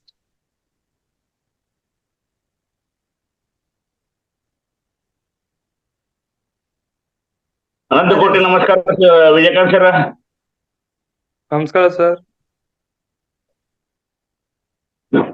ಸರ್ ಧ್ಯಾನ ಮಾಡ್ತಾ ಇದ್ರಿ ಸರ್, ಇದು ಶರೀರ ಯಾಕೆ ಹಗುರ ಆಗುತ್ತೆ ಸರ್? ಏನಾಗುತ್ತೆ ಸರ್? ಶರೀರ ಹಗುರು ಯಾಕೆ ಆಗುತ್ತೆ ಅಂತ ಕೇಳ್ತಾ ಇದೀನಿ ಸರ್. ಹೌದು ಸರ್, ಶರೀರ ಯಾಕೆ ಹಗುರು ಆಗತ್ತಂದ್ರೆ ಮನಸ್ಸು ಅಲ್ಲಿ ಆಲೋಚನೆ ಕಡಿಮೆ ಆಗತ್ತಲ್ಲ. ಮನಸ್ಸೇ ನಮ್ನ ರೆಸ್ಟ್ ಇಲ್ದಂಗ್ ಮಾಡ್ತಾ ಇರೋದು. ನಾವು ಟಯರ್ಡ್ ಆಗೋದು ಏನಕ್ಕೆ, ಸುಸ್ತಾಗೋದು ಏನಕ್ಕೆ? ಆಲೋಚನೆ ಜಾಸ್ತಿ ತುಂಬ್ಕೊಂಡ್ ಬಿಟ್ಟಿದ್ರೆ ಅದಕ್ಕೆ ಶಕ್ತಿ ಇದಲ್ಲ, ನಮ್ ದೇಹದಲ್ಲಿ ತಡೆಯೋ ಶಕ್ತಿ ಇಲ್ಲ ಅಷ್ಟು ಆಲೋಚನೆಗಳನ್ನ. ಅದನ್ನ ಎದುರಿಸೋ ಶಕ್ತಿ ಚೈತನ್ಯ ನಮ್ ದೇಹಕ್ಕೆ ಇಲ್ಲ. ಮನಸ್ಸು ಹೇಗೋ ನಮ್ಮ ದೇಹವು ಹಾಗೆ. ಮನಸ್ಸು ಹಗುರಾದ್ರೆ ದೇಹವು ಹಗುರ ಆಗತ್ತೆ. ಮನಸ್ಸು ಭಾರ ಆದ್ರೆ ನಮ್ಮ ನಮ್ಮ ಹೃದಯ ಕೂಡ ಭಾರ ಆಗತ್ತೆ. ಎದೆ ಭಾರ ಅಂತ ಹೇಳ್ತೀವಲ್ಲ, ಎದೆ ಭಾರ ಏನಕ್ಕಾಯ್ತು ನನ್ಗೆ? ಮನಸ್ಸು ಭಾರ ಆಯ್ತು, ಎದೆ ಭಾರ ಆಯ್ತು. ಮನಸ್ಸು ಹಗುರ ಆದ್ರೆ ನನ್ನ ದೇಹ ಹಗುರ ಆಗತ್ತೆ, ಅಷ್ಟೇನೆ. ಇಲ್ಲಿ ಇವಾಗ ನಂಗೆ ಹೊಟ್ಟೆ ಹಸಿತಾ ಇದೆ, ದೇಹಕ್ಕೋ ಮನಸ್ಸಿಗೋ? ದೇಹಕ್ಕೆ ಮನಸ್ಸು ಕೇಳ್ತಾ ಇದೆ ಊಟ, ದೇಹ ಕೇಳ್ತಾ ಇಲ್ಲ. ಯಾವತ್ತು ದೇಹ ಕೇಳೋದೇ ಇಲ್ಲ. ಸತ್ಯ ಅರ್ಥ ಮಾಡ್ಕೊ. ಮನಸ್ಸಿಗೆ ಕೇಳಿದ್ರೆ ಊಟ. ನೀವು ನೋಡಿ, ಅಬ್ಸರ್ವ್ ಮಾಡಿ, ಕೆಲ ಟೈಮ್ ಹೊಟ್ಟೆ ಹಸಿವು ಆಗ್ತಾ ಇಲ್ಲ, ಇವತ್ತು ಯಾಕೋ ಬೇಡ ಅನಿಸ್ತಾ ಇದೆ ಅಂದ್ರೆ ಅದು ಮನಸ್ಸು ಬೇಡ ಅನಿಸ್ತಾ ಇರೋದು. ಮನಸ್ಸೇ ಕೇಳ್ತಾ ಇರೋದು ಊಟ ಮಾಡ್ಬೇಕು. ನಮ್ಗೇನ ಅಯ್ಯೋ ಹೊಟ್ಟೆ ಹಸಿತಾ ಇದಪ್ಪ, ಈಗ ನಾನು ಊಟ ಮಾಡಿದ್ರೆ ಅಲ್ಸರು ಅದು ಇದೆಲ್ಲ ನಾವು ರೂಪಿಸ್ಕೊಂಡಿರೋದು ಅಲ್ಲ. ಮನಸ್ಸು ಬೇಡ ಅನ್ನೋ ಸ್ಥಿತಿ ನಾವಿನ್ನ ಹೋಗಿಲ್ಲ. ಮನಸ್ಸು ಏನೊಂದು ತಿನ್ಬೇಕು ಅಂತ ಬಯಸ್ತಾ ಇದೆ, ಅದು ಕೊಡ್ತಾ ಇದೀವಿ. ಮನಸ್ಸೇ ಕೇಳ್ತಾ ಇರೋದು ಅದು ತಿನ್ನ ಇದು ತಿನ್ನ. ಹೊಟ್ಟೆ ಹಸಿವು ಅನ್ನೋದು ಕೂಡ ಮನಸ್ಸಿಂದ ಬರ್ತಾ ಇರೋದು. ಯೋಗಿಗಳಿಗೆ ಅದು ಗೊತ್ತು. ಅದಕ್ಕೆ ಅವ್ರು ಏನ್ ಮಾಡ್ತಾರೆ, ಮನಸ್ಸನ್ನ ಕಂಟ್ರೋಲ್ ಮಾಡಿ ಇಟ್ಟಿರೋರಿಗೆ. ಅದಕ್ಕೆ ನೋಡಿ, ಅವ್ರು ಬರೀ ಗಾಳಿಯಿಂದ ಆಹಾರ ತಗೊಳ್ತಾರೆ, ಸೂರ್ಯ ಕಿರಣದಿಂದ ಆಹಾರ ತಗೊಳ್ತಾರೆ. ಅವ್ರಿಗೆ ಅಷ್ಟೇ ಸಾಕು. ನಾವು ತಿನ್ನೋ ಈ ಆಹಾರಗಳು ಬೇಕಾಗಿಲ್ಲ ಅವ್ರಿಗೆ. ಅದಕ್ಕೆ ಅರ್ಥ ಮಾಡ್ಕೋಬೇಕು, ಹಸಿವು ಆಗ್ತಾ ಇರೋದು ಮನಸ್ಸಿಗೆ, ಹೊಟ್ಟೆಗಲ್ಲ, ದೇಹಕ್ಕಲ್ಲ. ನಮ್ ಕಾಯಿಲೆ ಬರ್ತಾ ಇರೋದು ಮನಸ್ಸಿನಿಂದ. ಅದನ್ನೇ WHO ಈಗ ವರ್ಲ್ಡ್ ಹೆಲ್ತ್ ಆರ್ಗನೈಸೇಷನ್ ಡಿಕ್ಲೇರ್ ಮಾಡಿದೆ. 90% ಅಷ್ಟು ಕಾಯಿಲೆ ಬರ್ತಾ ಇರೋದು ಮಾನಸಿಕವಾಗಿ. ಈ ಸ್ಟ್ರೆಸ್ ಅಂತ ಹೇಳ್ತೀವಲ್ಲ, ಮನಸ್ಸಿನ ಒತ್ತಡ, ಖಿನ್ನತೆ, ಡಿಪ್ರೆಷನ್, ಇದರಿಂದಾನೇ ನಮ್ಗೆ ಕಾಯಿಲೆಗಳು ಬರ್ತಾ ಇರೋದು. ಆಮೇಲೆ ನಾವು ತಿಂತಾ ಇರೋ ಆಹಾರ ಅದೆಷ್ಟು ಸಾತ್ವಿಕವಾಗಿದೆ, ಅದ್ರಲ್ಲಿ ಎಷ್ಟು ಮಟ್ಟಿಗೆ ಪ್ರಾಣಶಕ್ತಿ ಇದೆ ತಿಳ್ಕೋಬೇಕು ಮಾಸ್ಟರ್ಸ್. ಸರ್ ಇನ್ನೊಂದು ಚಿಕ್ಕ ಕ್ವಶನ್ ಇದೆ ಸರ್. ನಾ ಯೋಗಿಗಳಿಗೆ ಕೇಳಿನ ಸರ್, ಹಿಂಗ ಧ್ಯಾನ ಮಾಡ್ತಾ ಇದ್ರೆ ಹಿಂಗ ಆಗುತ್ತೆ ಅಂತ ಹೇಳಿ ಕೇಳಿದ್ರೆ ಯೋಗಿಗಳು ಹೇಳಿದ್ರು, ನೀವು ಧ್ಯಾನ ಮಾಡ್ತಾ ಹೋದಂಗೆ ಆ ಪರಮಾತ್ಮ ಯಾವ್ದೋ ರೂಪದ ಬಂದು ನಿಮ್ಗೊಂದು ಮಂತ್ರ ಕೊಡ್ತಾನೆ ಮುಕ್ತಿಗೆ ಹೋಗಕ್ಕೆ ಅಂತ ಹೇಳಿದ್ರು. ಅದು ಸತ್ಯ ಮಾತ್ರ ಸರ್? ಸರ್ ಅದನ್ನೇ ಹೇಳ್ತಾ ಇದೀನಲ್ಲ, ಭಕ್ತಿನಲ್ಲೂ ಮೋಕ್ಷಕ್ಕೆ ಹೋಗ್ಬೋದು, ಧ್ಯಾನದಲ್ಲೂ ಮೋಕ್ಷಕ್ಕೆ ಹೋಗ್ಬೋದು. ಜ್ಞಾನ ತಿಳ್ಕೊಂಡ್ರೆ ಈ ಕ್ಷಣದಲ್ಲೇ ಮೋಕ್ಷಕ್ಕೆ ಹೋಗ್ಬೋದು. ಜ್ಞಾನ ಬಂತು ಅಂದ್ರೆ ಈ ಕ್ಷಣನೇ. ಮಂತ್ರ ಜಪ ಮಾಡ್ತಾ ಇದ್ರೆ ಅದು ಏನಾಗತ್ತಂದ್ರೆ, ಮಂತ್ರ ಜಪ ಮಾಡ್ತಾ ಮಾಡ್ತಾ ಸಿದ್ಧಿ ಸಿಗತ್ತೆ ನಿಮ್ಗೆ. ಆ ಮಂತ್ರ, ಯಂತ್ರ, ತಂತ್ರ ಯಾವ್ದು ಮೋಕ್ಷ ಕೊಡಲ್ಲ, ಸಿದ್ಧಿಗಳು ಕೊಡತ್ತೆ. ಸಿದ್ಧಿ ಪುರುಷರಾಗ್ತೀರಾ ನೀವು. ಸಿದ್ಧಿ ಪುರುಷರಾಗ್ಬೇಕು, ಇಲ್ಲ ಪರಬ್ರಹ್ಮನಲ್ಲಿ ಹೋಗಿ ಸೇರ್ಬೇಕು. ಅದು ನಿಮಗ್ ಬಿಟ್ಟಿದ್ದು. ಅದು ಮಂತ್ರ ಜಪ ಮಾಡಿ, ಮಂತ್ರ ಸಿದ್ಧಿ ಮಾಡಿ, ನೀವು ಪವಾಡ ಪುರುಷರಾಗಿ ಏನ್ ಬೇಕಾದ್ರೆ ಆಗ್ಬೋದಲ್ಲ. ಮಂತ್ರಕ್ಕ ಶಕ್ತಿ ಇದೆಲ್ಲ, ಅದ್ ನಿಮ್ ಚಾಯ್ಸ್. ಇದೆಲ್ಲ ಬೇಡಪ್ಪ, ಇದಕ್ಕೆಲ್ಲ ಸಿಕ್ಕಾಕೊಳ್ಳಲ್ಲಪ್ಪ, ನಾನ್ ಡೈರೆಕ್ಟ್ ಆತ್ಮನೇ ಪರಮಾತ್ಮ, ಅಹಂ ಬ್ರಹ್ಮಾಸ್ಮಿ, ನಾ ಅವನೊಳಗೆ ಸೇರ್ಕೊಂಡ್ಬಿಟ್ಟಿನಿ, ಮತ್ತೆ ನಾ ಭೂಲೋಕಕ್ಕೆ ಬರೋದ್ ಬೇಡಪ್ಪ, ಈ ಜನ್ಮ ಕೊನೆ ಜನ್ಮ ಮಾಡ್ಕೋಬೇಕು ಅನ್ನೋರು ಆ ಸ್ಥಿತಿನಲ್ಲಿ ಅಲ್ಲಿ ಯೋಚನೆ ಮಾಡ್ತಾರೆ, ಅಲ್ಲಿ ಮನ್ಸಿಡ್ತಾರೆ, ಅಲ್ಲಿ ಲಕ್ಷ್ಯ ಇಡ್ತಾರೆ, ಅಲ್ಲಿ ಗುರಿ ಇಟ್ಕೊಳ್ತಾರೆ.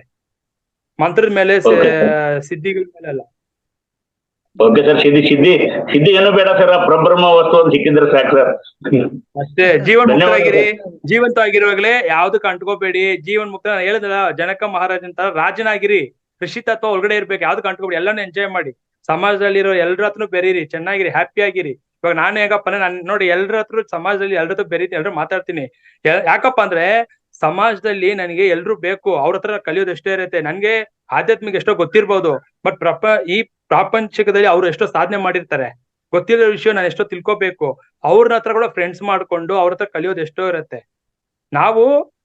ನಾವೇನೋ ಯೋಗ ಸ್ಥಿತಿಲಿ ಇರ್ಬೋದು, ಬಟ್ ಸಮಾಜದಲ್ಲಿ ಕೂಡ ಕಲಿಯೋದು ಪ್ರತಿಯೊಬ್ರು ಮಾಸ್ಟರ್ಸ್. ಇವಾಗ ನಂಗೆ ಗಾಡಿ ಪಂಚರ್ ಆಯ್ತಾನೆ, ಪಂಚರ್ ಹಾಕೋ ಗೊತ್ತಾ?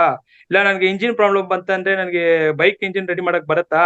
ಮೆಕ್ಯಾನಿಕ್ ನಂಗೆ ಮಾಸ್ಟರ್ ತಾನೆ, ಅವ್ನಿಗೆ ಗೊತ್ತಾ ವಿದ್ಯೆ ಅಲ್ವಾ? ಸೊ ಸಮಾಜದಲ್ಲಿ ಎಲ್ರು ಒಂಥರ ಮಾಸ್ಟರ್ಸ್, ಗುರುಗಳೇ ನಮ್ಗೆ. ಥ್ಯಾಂಕ್ ಯು ಸರ್, ಧನ್ಯವಾದ sir. Okay sir, thank you Shivakumar sir. Yashoda ಅವರೇ ಮಾತಾಡಿ. ನಮಸ್ತೆ ಸರ್. ನಮಸ್ತೆ. ಕ್ಲಾಸ್ ಎಲ್ಲ ಚೆನ್ನಾಗಿತ್ತು ಮೇಡಮ್. ನಂಗೊಂದ್ 2-3 ದಿನದಿಂದ ನಂಗೆ ಸರ್ ಇಂದ ಸಿಗ್ತದೋ ನಿಮಗ್ ಸಿಗ್ತದೋ ಗೊತ್ತಿಲ್ಲ, ನಂಗೆ ಆನ್ಸರ್ ಇದು ಏನಂದ್ರೆ 2-3 ದಿನದಿಂದ ನನ್ ಮೂಡ್ ಒಂಥರ ಅಪ್ಸೆಟ್ ಆಗ್ಬಿಟ್ಟಿದೆ. ನಾ ಧ್ಯಾನ ಮಾಡ್ತಿದ್ದೀನಿ ಮೇಡಮ್, ಬಟ್ ಆದ್ರೂ ಮೊನ್ನೆ ಒಂದು ಮದ್ವೆಗ್ ಹೋಗಿದ್ವಿ ನಾವು. ಅಲ್ಲಿ ನಮ್ ಸಿಸ್ಟರ್ದು ಜ್ಯುವೆಲರಿ ಮಿಸ್ ಆಗ್ಬಿಡ್ತು ಮೇಡಮ್. ಅದರಿಂದ ಬಾಳ್ ಬೇಜಾರ್ ಮಾಡ್ಕೊಂಡು ಅವಳು ಬಾಳ್ ಇದಾಗ್ಬಿಟ್ಟಿದಾಳೆ, ನಮ್ಮ ಅಕ್ಕನೂ ಅಪ್ಸೆಟ್ ಆಗಿದ್ದಾಳೆ.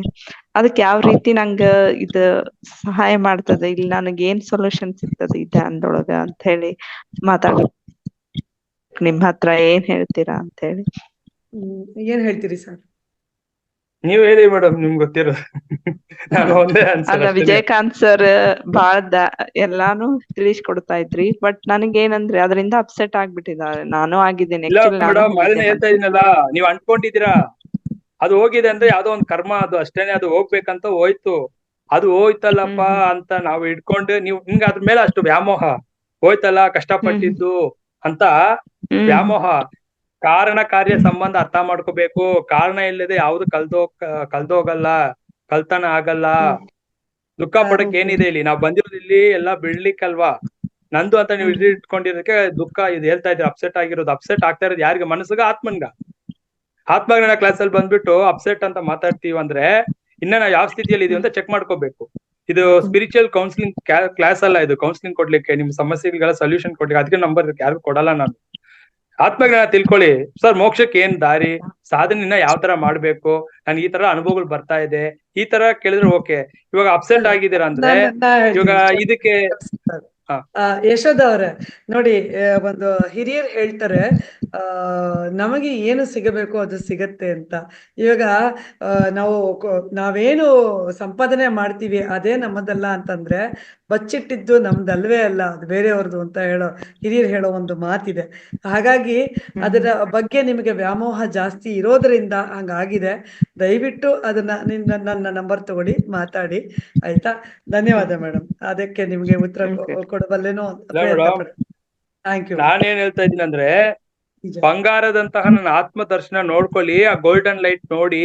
ಕರೆಕ್ಟ್ ಬಂಗಾರದಕ್ಕಿಂತ ಹೊಳಪು ಸೂರ್ಯಕೋಟಿ ಪ್ರಕಾಶವಾಗಿರೋದು, ಅದಕ್ಕೆ ಎಷ್ಟು 1000 ಕೋಟಿ ಜನ್ಮ ಬೇಕು.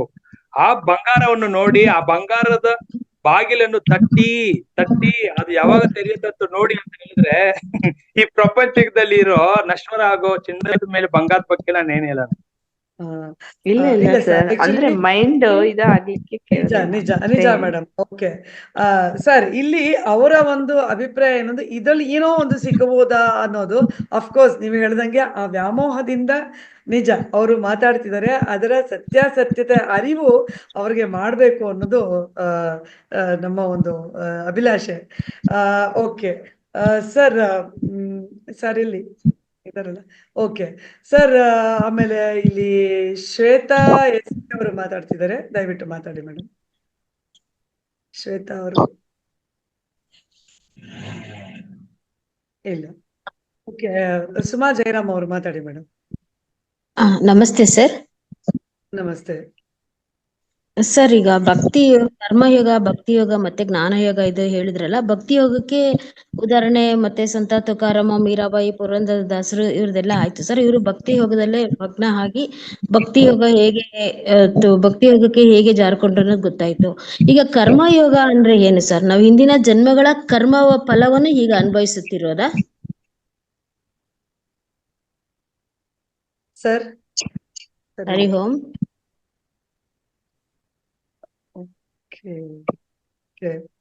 ಓಕೆ, ಇಲ್ಲ ಒಂದು ಡಿಸ್ಕನೆಕ್ಟ್ ಆಗಿದೆ ಅನ್ಸುತ್ತೆ ಸರ್. ಸರಿ ಮೇಡಮ್. ಓಕೆ, ಇದಕ್ಕೆ ನಿಮ್ಗೆ ಅವರೇ ಆನ್ಸರ್ ಮಾಡ್ತಾರೆ.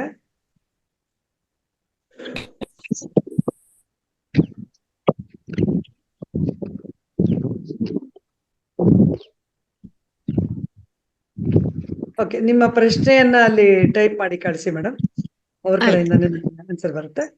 ಸರಿ ಯಶೋಧ ಮೇಡಮ್, ಅವರ ಪ್ರಶ್ನೆನ ದಯವಿಟ್ಟು ಬರ್ಕೊಂಬಿಡಿ. Okay, next Basavaraj Hiremath sir, ಮಾತಾಡಿ ಸರ್. ಹಾ ಮೇಡಮ್, ನಮಸ್ತೆ. ವಿಜಯಕ್ಕ ಸರ್, ನಮಸ್ತೆ ಸರ್. ನಮಸ್ತೆ, ಮಾತಾಡಿ ಸರ್. ತುಂಬಾ ಚೆನ್ನಾಗಿದೆ ಸರ್ ಇವತ್ತಿಂದ. ನಾನು ಈಗ ಒಂದ್ 2 ತಿಂಗಳಿಂದ ಕಂಟಿನ್ಯೂ ಆಗಿ ಇದರಲ್ಲಿ ಭಾಗವಹಿಸಿ ಮಾಡ್ತಾ ಇದ್ದೀನಿ, ಆಧ್ಯಾತ್ಮದ ಇದರಲ್ಲಿ, ಧ್ಯಾನ ಮಾರ್ಗದಲ್ಲಿ. ನಮ್ದೇನಂತಂದ್ರೆ, ನಾನು ಯಾವಾಗ ಧ್ಯಾನಕ್ಕೆ ಕೂಡ್ತೀನಲ್ಲ, ನನ್ನ ಈಗ ಕುತ್ತಿಗೆ ಕತ್ತು ಭಾಗ ಕೆಳಗಡೆ ಇದ್ದಿದ್ದು ತಾನೇ ನನ್ಗೆ ಗೊತ್ತಿಲ್ದೇನೆ ನೇರವಾಗಿನೇ ಮೇಲ್ಗಡೆ ಹೋಗ್ತಾ ಇರುತ್ತೆ. ಅದಕ್ಕೆ ಅದೇನಂತ ಗೊತ್ತಾಗಿಲ್ಲ ನನಗೆ, ಅದು ಯಾಕಾಗುತ್ತೆ ಆ ರೀತಿ ಅಂತಂದು. ಸರ್ ಇಲ್ಲಿ ಇಲ್ದೇ ಇರೋ ಕಾರಣ ಇದಕ್ಕೆ ನಾನೇ ಉತ್ತರ ಕೊಡಬಲ್ಲೆ. ಸರ್, ಧ್ಯಾನಕ್ಕೆ ಕೂತ್ಕೊಂಡಾಗ ಸಾಕಷ್ಟು ಅನುಭವಗಳು ನಮಗಾಗತ್ತೆ ಸರ್. ಇಲ್ಲಿ ಸಾಕಷ್ಟು ಅನುಭವಗಳು ಅಂತ ಹೇಳುವಾಗ ನೋಡಿ, ಓವರ್ ಆಲ್ ನಾನು ಏನೇನೆಲ್ಲ ಅನುಭವಗಳನ್ನ ನಾವು ಪಡಿತೀವಿ ಅಂತ ನಾನು ಒಂದು ಸೂಕ್ಷ್ಮವಾಗಿ ಹೇಳೋದಾದ್ರೆ, ಶರೀರ, ಇವರು ಶಿವಕುಮಾರ್ ಸರ್ ಹೇಳಿದ್ರು, ಹಗುರ ಅನ್ಸುತ್ತೆ. ಕೆಲವರಿಗೆ ತುಂಬಾ ಶರೀರ ಹಗುರು ಆಗ್ತಿದೆ ಅಂತ ಅನ್ಸುತ್ತೆ. ಇನ್ನ ಕೆಲವರಿಗೆ ಶರೀರ ತುಂಬಾ ಭಾರ ಆಗ್ತಿದೆ ಅಂತ ಅನ್ಸುತ್ತೆ. ಅದು ಕೂಡ ಧ್ಯಾನ ಮಾಡ್ತಾ ಇದ್ದಾಗ ನಮ್ಗೆ ಆಗುವಂತ ಅನುಭವಗಳು. ಆಮೇಲೆ ಕೆಲವರಿಗೆ ಬಣ್ಣಗಳು ಕಾಣಿಸುತ್ತೆ ಸರ್, ತುಂಬಾ ಎಷ್ಟೊಂದು ತರ್ತರಾವರಿ ಬಣ್ಣಗಳು ಕಾಣಿಸುತ್ತೆ. ಆಮೇಲೆ ಬೆನ್ನು ಸಿಕ್ಕಾಪಟ್ಟೆ ನೋವುತ್ತೆ. ಅಂದ್ರೆ ನಮ್ಮ ಕರ್ಮಗಳು, ಹಿರಿಯರು ಹೇಳೋ ಪ್ರಕಾರ, ಸುಭಾಷ್ ಪತ್ರಿಜಿ ಗುರುಗಳ ಪ್ರಕಾರ, ನಮ್ಮ ಬೆನ್ನೋವು ಕಾಣಿಸ್ಕೊಂಡ್ರೆ ಎಲ್ಲ ನಮ್ಮ ಏನೇ ಕರ್ಮಗಳು ಇತ್ತು ಅಂತಂದ್ರು ನಾವು ಧ್ಯಾನ ಮಾಡೋದ ಒಂದು ಸಾಧನೆ ಆದಾಗ ಸಹಜವಾಗಿ ಆ ಒಂದು ನೋವುಗಳೆಲ್ಲ ಮಾಯವಾಗುತ್ತೆ. ಆಮೇಲೆ ಬೆಟ್ಟ, ನದಿ, ಗಿಡ, ಈ ಮರ, ಇವುಗಳೆಲ್ಲ ಕಾಣ್ತಾ ಹೋಗುತ್ತೆ. ಸಾಕಷ್ಟು ನಿಜ ಸ್ಥಿತಿಯಲ್ಲಿ, ಅಂದ್ರೆ ನಾವು ನಿಜವಾಗ್ಲೂ ನೋಡ್ತಿದೀವೇನೋ, ನಮ್ಮ ಸುತ್ತಮುತ್ತನೇ ಇದೆಯೇನೋ ಅನ್ನೋ ತರ ಅನುಭವ ಕೂಡ ಆಗುತ್ತೆ. ನಂತರ ನಿಮ್ಗೆ ಕೂತ್ಕೊಂಡಾಗ ಸರಿಯಾದ ರೀತಿಯಲ್ಲಿ ನಾವು ಕೂತ್ಕೊಳ್ಳಿಕ್ಕೆ ಆಗೋದಿಲ್ಲ. ಹಿಂದೆ ವಾಲ್ತೀವಿ, ಮುಂದೆ ವಾಲ್ತೀವಿ, ಪಕ್ಕಕ್ಕೆ ವಾಲ್ತೀವಿ, ಈ ತರ ಆಗ್ತಾ ಇರುತ್ತೆ. ಈ ತರ ಅನುಭವಗಳೆಲ್ಲ ಆಗ್ತಾ ಇರುತ್ತೆ. ಎಲ್ಲೋ ಒಂದು ಪರಿಸರದಲ್ಲಿ ಇದ್ದಂಗೆ ಅನುಭವ ಆಗುತ್ತೆ, ಎಲ್ಲೋ ಒಂದ್ ಕಡೆ ಹಕ್ಕಿ ಹೋಗ್ತಿದೆ ಅನ್ನೋ ತರ ಇರುತ್ತೆ. ಇವೆಲ್ಲ ಸಾಕಷ್ಟು ಅನುಭವಗಳು ನಮ್ಗೆ ಆಗ್ತಾ ಹೋಗುತ್ತೆ. ಒಬ್ರಿಗೆ ಆದಂತ ಅನುಭವ ಮತ್ತೊಬ್ಬರಿಗೆ ಆಗ್ಲೇಬೇಕು ಅನ್ನುವಂಥದ್ದು ಏನು ಇಲ್ಲ. ಸೊ ಹಾಗಾಗಿ ಸಾಕಷ್ಟು ಅನುಭವಗಳು, ಇದು ಸಾಧನೆ ಮೂಲಕ ಈ ನೋವುಗಳಿರ್ಬೋದು, ನಮಗೆ ದೇಹ ಭಾರ ಆಗೋದಿರ್ಬೋದು, ಅಥವಾ ಹಗುರ ಅನ್ಸೋದಿರ್ಬೋದು, ಅವರವರಿಗೆ ವ್ಯಕ್ತಿಗತವಾದದ್ದು ಅಂತ ಇಲ್ಲಿ ಅರ್ಥ ಮಾಡ್ಕೋಬೇಕು ಸರ್. ಸೊ ಧ್ಯಾನ ಸಾಧನೆ ಮಾಡ್ತಾ ಮಾಡ್ತಾ ಮಾಡ್ತಾ ನಮಗೆ ಶೂನ್ಯ ಸ್ಥಿತಿಗೆ ತಲುಪ್ತೀವಲ್ಲ, ಯಾವಾಗ ನಾವು ಶೂನ್ಯ ಸ್ಥಿತಿಗೆ ಅಥವಾ ಶೂನ್ಯ ಸ್ಥಿತಿ ನಂತರ ಸಮಾಧಿ ಸ್ಥಿತಿ, ಈ ಯೋಗಿಗಳೆಲ್ಲ ಮಾಡುವಂಥದ್ದು ಸಮಾಧಿ ಸ್ಥಿತಿನೇ. ಆದರೆ ನಾವು ಶೂನ್ಯ ಸ್ಥಿತಿಗೆ ಇನ್ನೂ ತಲುಪಿಲ್ಲ. ನಾವು ತಲುಪುವಂತ ಪ್ರಯತ್ನದಲ್ಲಿ ನಾವಿದೀವಿ, ಸಾಧನೆ ಅಂತ. ಧನ್ಯವಾದ. ಓಕೆ. ಆಕ್ಚುಲಿ ಆಲ್ರೆಡಿ ಸರ್ ಬೇರೆಯವರ ಮನೆಗೆ ಹೋಗಿ ನೆಟ್ವರ್ಕ್ ಸ್ವಲ್ಪ ಇರೋ ಕಡೆ ಬಂದು ಮಾತಾಡಿದ್ರು. ಸೊ ಮೋಸ್ಟ್ ಪ್ರಾಬ್ಲಿ ಅವ್ರದ್ದು ಡಿಸ್ಕನೆಕ್ಟ್ ಆಯ್ತು ಅಂತ ಅನ್ಕೋತೀನಿ. ಸಾಧ್ಯವಾದ್ರೆ ಮತ್ತೆ ಜಾಯಿನ್ ಆಗ್ತಾರೆ, ಮತ್ತೊಮ್ಮೆ ಬರ್ತಾರೆ. ನಿಮ್ಮ ಯಾವುದೇ ಒಂದು ಪ್ರಶ್ನೆಗಳಿದ್ರು ವಿಜಯಕಾಂತ್ ಸರ್ನ ಕೇಳಬೇಕು ಅಂತ ಇದ್ದಿದ್ದನ್ನ ದಯವಿಟ್ಟು ನಮ್ಮ ಯಾರೇ ಆಗಲಿ, ಡಾಕ್ಟರ್ ಯಶೋಧಾ ಅವ್ರಿಗಾಗ್ಲಿ, ಸತ್ಯೇಂದ್ರ ಕುಮಾರ್ ಸರ್ ಅವ್ರಿಗಾಗ್ಲಿ, ಅಥವಾ ನನ್ನ ನಂಬರ್ಗಾಗ್ಲಿ ನೀವು ನಿಮ್ಮ ಪ್ರಶ್ನೆಗಳನ್ನ ಕಳಿಸ್ಕೊಟ್ರೆ ನಿಮಗೆ ಸೂಕ್ತವಾದ ಒಂದು ಉತ್ತರ ಅಲ್ಲಿ ದೊರೀಬಹುದು ಅಂತ ನನ್ನ ಅನಿಸಿಕೆ. ಕಳಿಸ್ಕೊಡಿ, ಖಂಡಿತ ನಿಮ್ಮೆಲ್ಲರಿಗೂ ಉತ್ತರ ಖಂಡಿತ ಕೊಡ್ತಾರೆ. ನಿಜ ಹೇಳಬೇಕು ಅಂತಂದ್ರೆ ಸಾಕಷ್ಟು ಜ್ಞಾನವಂತರಾಗಿದ್ದಾರೆ ವಿಜಯಕಾಂತ್ ಸರ್. ಅವ್ರು ಹೇಳಿದ್ರು ನಿಮ್ಗೆ ಇಷ್ಟೊಂದು ಸ್ಥಿತಿಗಳಲ್ಲಿ ನಾವು ಒನ್ಸ್ ಫಾರ್ ಆಲ್ ನಾವು 7ನೇ ಸ್ಥಿತಿಗೆ ಬಂದ್ಬಿಟ್ಟಿದ್ದೀವಿ, ಅಂದ್ರೆ ಧ್ಯಾನಕ್ಕೆ ಬಂದ್ಬಿಟ್ಟಿದ್ದೀವಿ ಅಂತ. ಅದಕ್ಕೆ ಮುಂಚೆ ಏನೇನಿದೆ, ನಮ್ಮ ಮನಸ್ಥಿತಿ ಇರ್ಬೋದು, ನಮ್ಮ ಯೋಗ ಸ್ಥಿತಿ ಇರ್ಬೋದು. ಅಂದ್ರೆ ನಾವು ಯೋಗಾಸನ ಯಾತಿಕ್ ಮಾಡ್ಬೇಕು ಅಂತ ಹೇಳಿದ್ರು, ನಮ್ಮ ದೇಹವನ್ನ ಸರಿಯಾದ ಕ್ರಮದಲ್ಲಿ ಇಟ್ಕೊಳಕ್ಕೆ, ಅಂದ್ರೆ ನಾವು ಕೂತ್ಕೊಳ್ಳಕ್ಕೆ ಆಗ್ಬೇಕಲ್ಲ. ನಾವು ಒಂದ್ ಕಡೆ ಕೂತ್ಕೋಬೇಕು 1 hour 2 hours 3 hours ಅಂದ್ರೆ ನಾವು ಆರೋಗ್ಯದಂತಿರ್ಬೇಕು. ಅವಾಗ ನಮಗ್ ಬೆನ್ನು ಕೂಡ ನೋವಲ್ಲ, ಎಂತ ಸಮಸ್ಯೆನೂ ನಮ್ಗಾಗಲ್ಲ. ಆವಾಗ ಸಾಧಾರಣವಾಗಿ ನಾವು ಎಷ್ಟು ಹೊತ್ತು ಬೇಕಾದ್ರೂ ಧ್ಯಾನಕ್ಕೆ ಕೂತ್ಕೊಳ್ಬಹುದು ಅನ್ನೋದು ಒಂದು ವಿಷಯ. ಮತ್ತೊಂದು, ಈ ಪ್ರಾಣಾಯಾಮ ಮಾಡೋದ್ರಿಂದ ನಮ್ಮ ಮನಸ್ಸನ್ನ, ಅಥವಾ ನಮ್ಮ ಪ್ರಾಣವಾಯು ಅಂತ ಹೇಳ್ತೀವಿ, ನಮ್ಮ ಮನಸ್ಸನ್ನ ಒಂದು ಹತೋಟಿನಲ್ಲಿ ಇಟ್ಕೊಳ್ಳೋದಿಕ್ಕೆ ನಮಗೆ ಸಾಧ್ಯವಾಗುತ್ತೆ. ಅಂದ್ರೆ ನಿಯಂತ್ರಣದಲ್ಲಿ ಇಟ್ಕೊಳ್ಳೋದಕ್ಕೆ ಸಾಧ್ಯ ಆಗುತ್ತೆ. ಇವೆರಡು ಆದ್ಮೇಲೆ ನಾವು ನೆಕ್ಸ್ಟ್ ಧ್ಯಾನಕ್ಕೆ ನಾವು ಹೋಗ್ಬೋದು. ಧ್ಯಾನಕ್ಕೆ ಹೋದಾಗ ಇವು ಯಾವುದು ಕೂಡ ನಮ್ಗೆ ಸಮಸ್ಯೆ ಆಗಲ್ಲ. ಇಲ್ಲಿ ನನ್ನ ನಂಬರು ಯಶೋಧ ಮೇಡಮ್, ಪ್ಲೀಸ್ ನನ್ನ ನಂಬರ್ನ ಕೊಡಿ. ಮಹಾದೇವ್ ಅವರು, ನೀವು ದಯವಿಟ್ಟು ಯಾರೇ ಆಗ್ಲಿ ನನಗೆ ಫೋನ್ ಮಾಡ್ಬೇಕು ಅನ್ನೋದಿದ್ರೆ ಇಲ್ಲಿ ಸದ್ಯಕ್ಕೆ ವಾಟ್ಸಪ್ ನಲ್ಲಿ ಮಾಡಬಹುದು. ರೆಗ್ಯುಲರ್ ಕಾಲ್ ನನಗೆ ಬರೋದಿಲ್ಲ, ನಾನು ದೇಶದಲ್ಲಿ ಇರೋದ್ರಿಂದ ನಿಮ್ಗೆ ಇದು ಸಿಗೋದಿಲ್ಲ. ನಂತರ ನಿಮ್ಮ ಯಾವುದೇ ಪ್ರಶ್ನೆಗಳಿದ್ರು ದಯವಿಟ್ಟು ಬರ್ಕೊಳ್ಳಿ. ಸರ್ ಬಂದ್ರು, ದಯವಿಟ್ಟು ಕೇಳಿ ಸರ್ ನಿಮ್ಮ ಪ್ರಶ್ನೆ. Sorry madam, mobile switch off ಆಯ್ತು, ಬ್ಯಾಟ್ರಿ ಲೋ ಆಯ್ತು, ಸಾರಿ. ಹೇಳಿ. No problem sir. Okay sir, ನಿಮ್ಮ ಪ್ರಶ್ನೆ ಕೇಳ್ತಾ ಇದ್ರಿ, ಕೇಳಿ ಸರ್.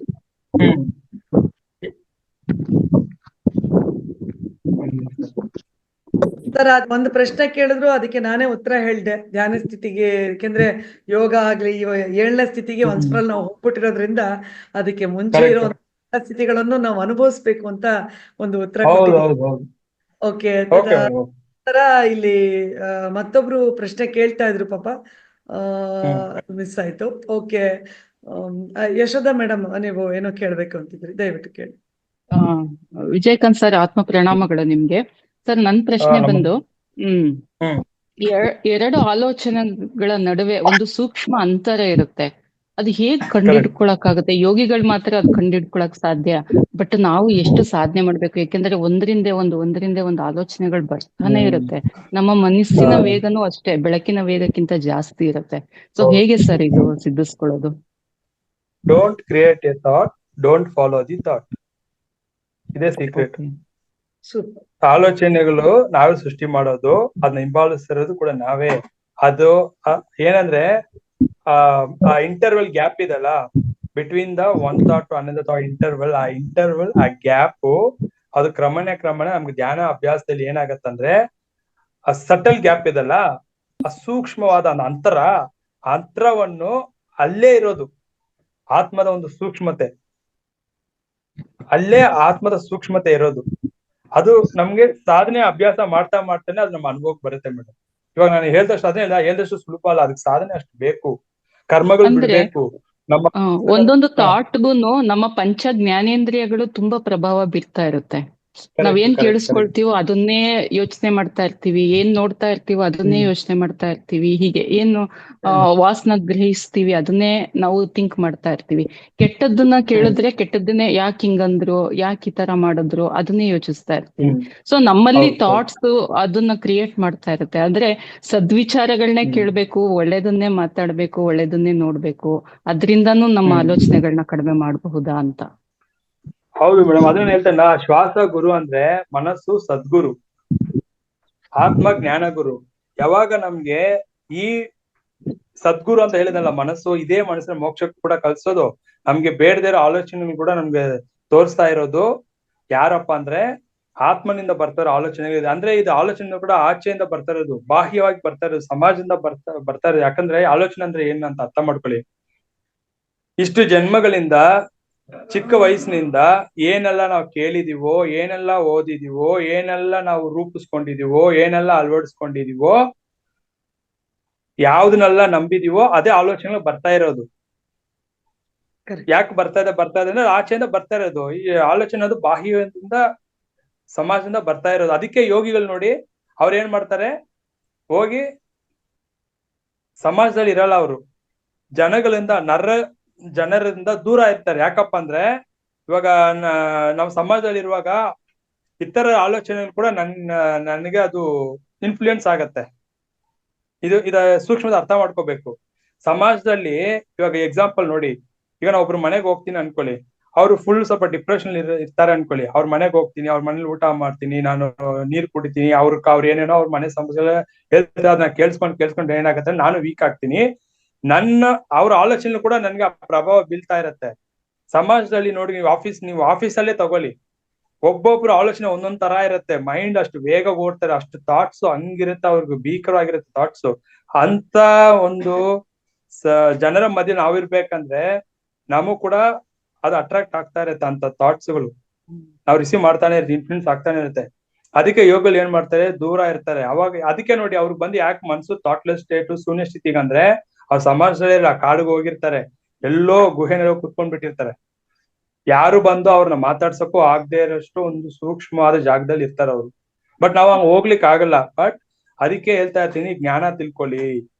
ನಾವ್ ಆತರ ಹೋಗಿ ಸಾಧನೆ ಮಾಡ್ಬೇಕಂತ ಅವಶ್ಯಕತೆ ಇಲ್ಲ. ಜ್ಞಾನ ಬಂದ್ಬಿಟ್ರೆ, ಜ್ಞಾನ ತಿಳ್ಕೊಂಡ್ಬಿಟ್ರೆ ಹೇಗೆ ಆಲೋಚನೆ ಕಡಿಮೆ ಮಾಡೋದು, ಕಟ್ ಮಾಡೋದು ಅಂತ ಈ ಸೀಕ್ರೆಟ್, ಅದನ್ನೇ ಸಟಲ್ ಗ್ಯಾಪ್, ಚಿತಾಕಾಶ ಅಂತ ಹೇಳ್ತೀವಿ.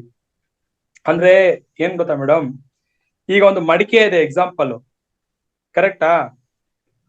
ಮಡಿಕೆ ಒಳಗಡೆ ಏನಿದೆ, ಖಾಲಿ ಮಡಿಕೆ ತಗೊಳ್ಳಿ. ನಿಮ್ ಮುಂದೆ ಒಂದು ಖಾಲಿ ಮಡಿಕೆ ಇದೆ, ಮಡಿಕೆ ಒಳಗಡೆ ಏನಿದೆ? ಗಾಳಿ, ಆಕಾಶ. ಕರೆಕ್ಟಾ? ಸೂಪರ್. ಆಕಾಶ ತತ್ವ, ಸ್ಪೇಸಾ. ಇವಾಗ ಮಡಿಕೆ ಅಲ್ಲಿ ಮುರಿದೋಯ್ತಪ್ಪ, ಅವಾಗ ಏನಿದೆ ಅಲ್ಲಿ ಏನಾಯ್ತು? ಆಗ್ಲೂ ಆಕಾಶ ತತ್ವ ಇರುತ್ತೆ, ಅದು ಒಡೆದೋಗಿದೆ. Super point. ಆವಾಗ ಕೂಡ ಆಕಾಶ ತತ್ವ. ಮಡಿಕೆ ಇದ್ದಾಗ್ಲೂ ಮಡಿಕೆ ಒಳಗಡೆನು ಅದೇ ಆಕಾಶ ತತ್ವ, ಅಲ್ಲಿ ಸ್ಪೇಸ್ ಇತ್ತು, ಅಲ್ಲಿ ಆಕಾಶ ತತ್ವ. ಮಡಿಕೆ ಒಡೆದಾಗ್ಲೂ ಕೂಡ ಆಕಾಶ ತತ್ವನೇ. ಈಗ ಆಕಾಶ ತತ್ವದಲ್ಲಿ ನಾವು ನಿಂತಿದೀವಲ್ಲ, ಈ ಆಕಾಶ ತತ್ವದಲ್ಲಿ ಅಲ್ವಾ ಭೂಮಂಡಲ ಇರೋದು. ಈ ನವಗ್ರಹಗಳು, ಎಲ್ಲ ನಕ್ಷತ್ರಗಳು ನಿಂತಿರೋದು ಆಕಾಶ ತತ್ವ ತಾನೆ. ಅರ್ಥ ಆಗ್ತಿದ್ಯಾ? ಎಲ್ಲವೂ ಕೂಡ ಆಕಾಶ ತತ್ವವೇ. ಈ ಸತ್ಯ ಅರ್ಥ ಆಗ್ಬಿಟ್ರೆ ಆಲೋಚನೆ ಬಗ್ಗೆ ಚಿಂತನೆ ಯಾಕೆ? ಅದನ್ನೇ ಸ್ಪೇಸ್, ಎವ್ರಿಥಿಂಗ್ ಇಸ್ ಸ್ಪೇಸ್. ಇವಾಗ ನಮ್ಮ ಮನೆ ಇರೋದು ಕೂಡ ಸ್ಪೇಸು, ಈ ನಮ್ಮ ಈ ಬೀದಿ ಇರೋದು ಕೂಡ ಸ್ಪೇಸು, ಈ ಭೂಮಂಡಲ ಇರೋದು ಸ್ಪೇಸ್, ಈ ಜಗತ್ತಿರೋದು ಸ್ಪೇಸು, ಈ ಭೂಮಿ ಸುತ್ತ ಇರೋದು ಸ್ಪೇಸು, ಎಲ್ಲವೂ ನಿಂತದ್ದು ಸ್ಪೇಸ್ ಮೇಲೆನೆ. ಆ ಸ್ಪೇಸ್ ಅದನ್ನೇ ಆಕಾಶ ತತ್ವ, ಅದೇ ಆತ್ಮ ತತ್ವ ಅಂತ ಹೇಳ್ತೀವಿ. ಈ ಸತ್ಯ ಅರ್ಥ ಆಗ್ಬಿಟ್ರೆ ಸಾಕು ನಿಮ್ಗೆ. ಆಲೋಚನೆ ಯಾಕೆ ಬರ್ತದೆ, ಬರ್ಲಿ ಹೋಗ್ಲಿ ಬಿಡಿ ಅಷ್ಟೇ. Thank you so much. Thank you Yashoda madam.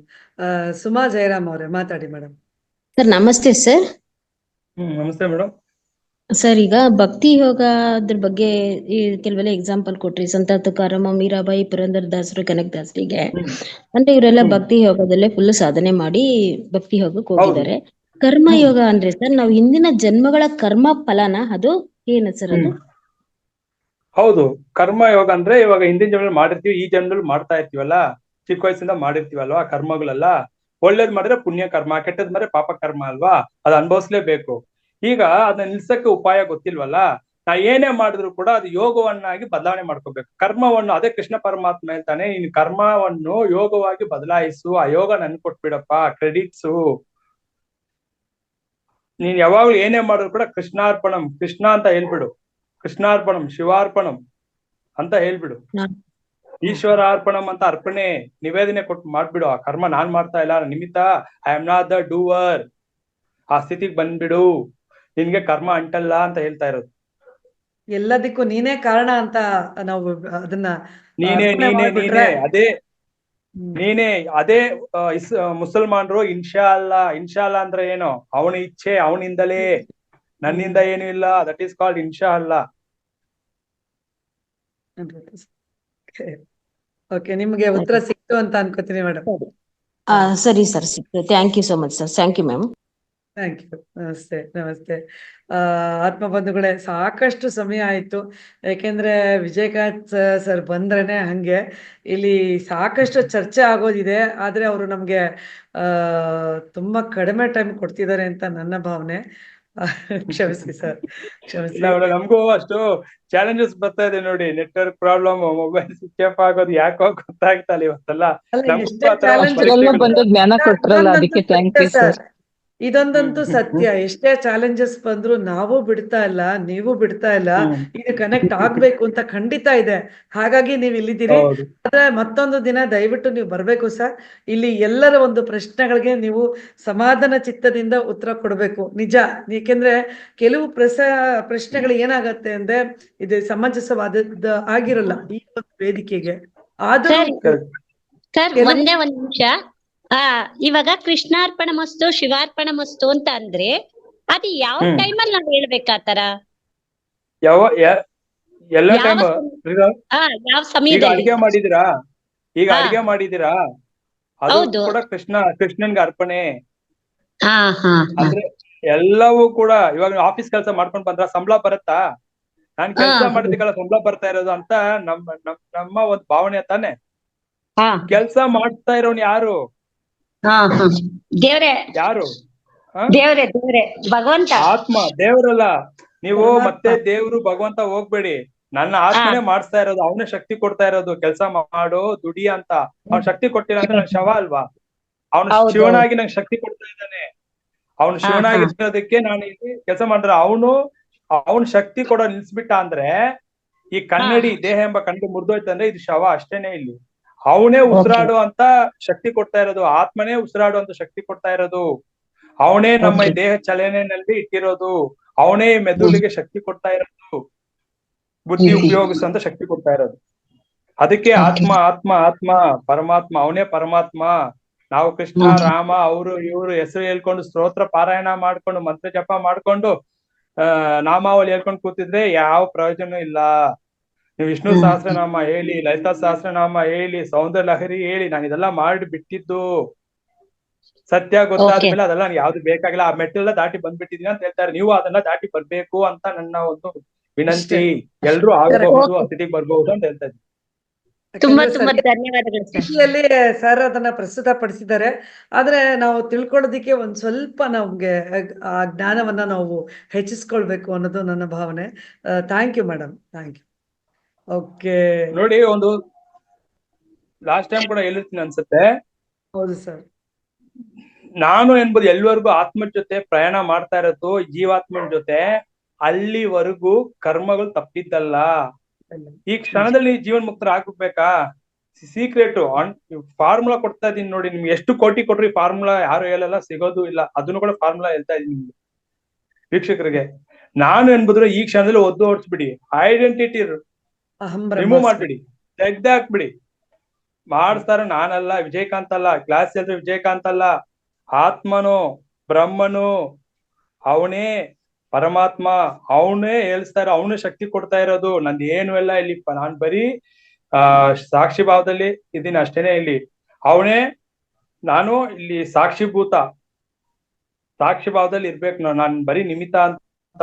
ಅವನೇ ಎಲ್ಲವನ್ನು ನನ್ನ ಆಡಿಸ್ತಾ ಇರೋದು ಅವನ್ ಕಂಟ್ರೋಲ್ ನಾನು ಇದೀನಿ ಅಪ್ಪ. ಅಷ್ಟೇನೆ ಆ ಅರಿವು ಸದಾ ಆ ಚಿಂತನೆ ಇರ್ಬೇಕು ನಮ್ಗೆ. ಅದ್ರಲ್ಲಿ ಇದ್ಬಿಟ್ರೆ ಈಗ ನೋಡಿ, ಈಗ ನಾ ಕರ್ಮ ಮಾಡಿದ್ದೀನ, ಇವಾಗ ಈ ಕರ್ಮ ಅನ್ಭವಿಸಕ್ಕೆ ಇನ್ನ 100 ಜನ್ಮ ಇದೆ ಅನ್ಕೊಳ್ಳೋಣ.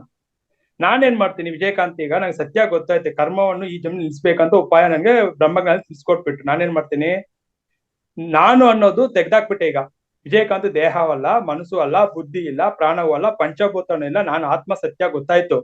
ನನ್ಗೆ ಸದಾ ನನ್ನ ಮನಸ್ಸು ಎಲ್ಲಿ ಇಟ್ಟಿರ್ತೀನಿ, ಆತ್ಮನ ಮೇಲೆ ಇಟ್ಟಿರ್ತೀನಿ. ಬ್ರಹ್ಮಾಂಡದಲ್ಲಿರೋ ಆತ್ಮನ ಮೇಲೆ ಮಾತ್ರ ನನ್ನ ಗಮನ, ಅಲ್ಲಿ ಮಾತ್ರ ನನ್ನ ಚಿಂತನೆ, ಅಲ್ಲಿ ಮಾತ್ರ ನನ್ನ ಗುರಿ, ಅದ್ರಲ್ಲೇ ಸದಾ ಜೀವಿಸ್ತಾ ಇರ್ತೀನಿ ಅನ್ಕೊಳ್ಳಿ.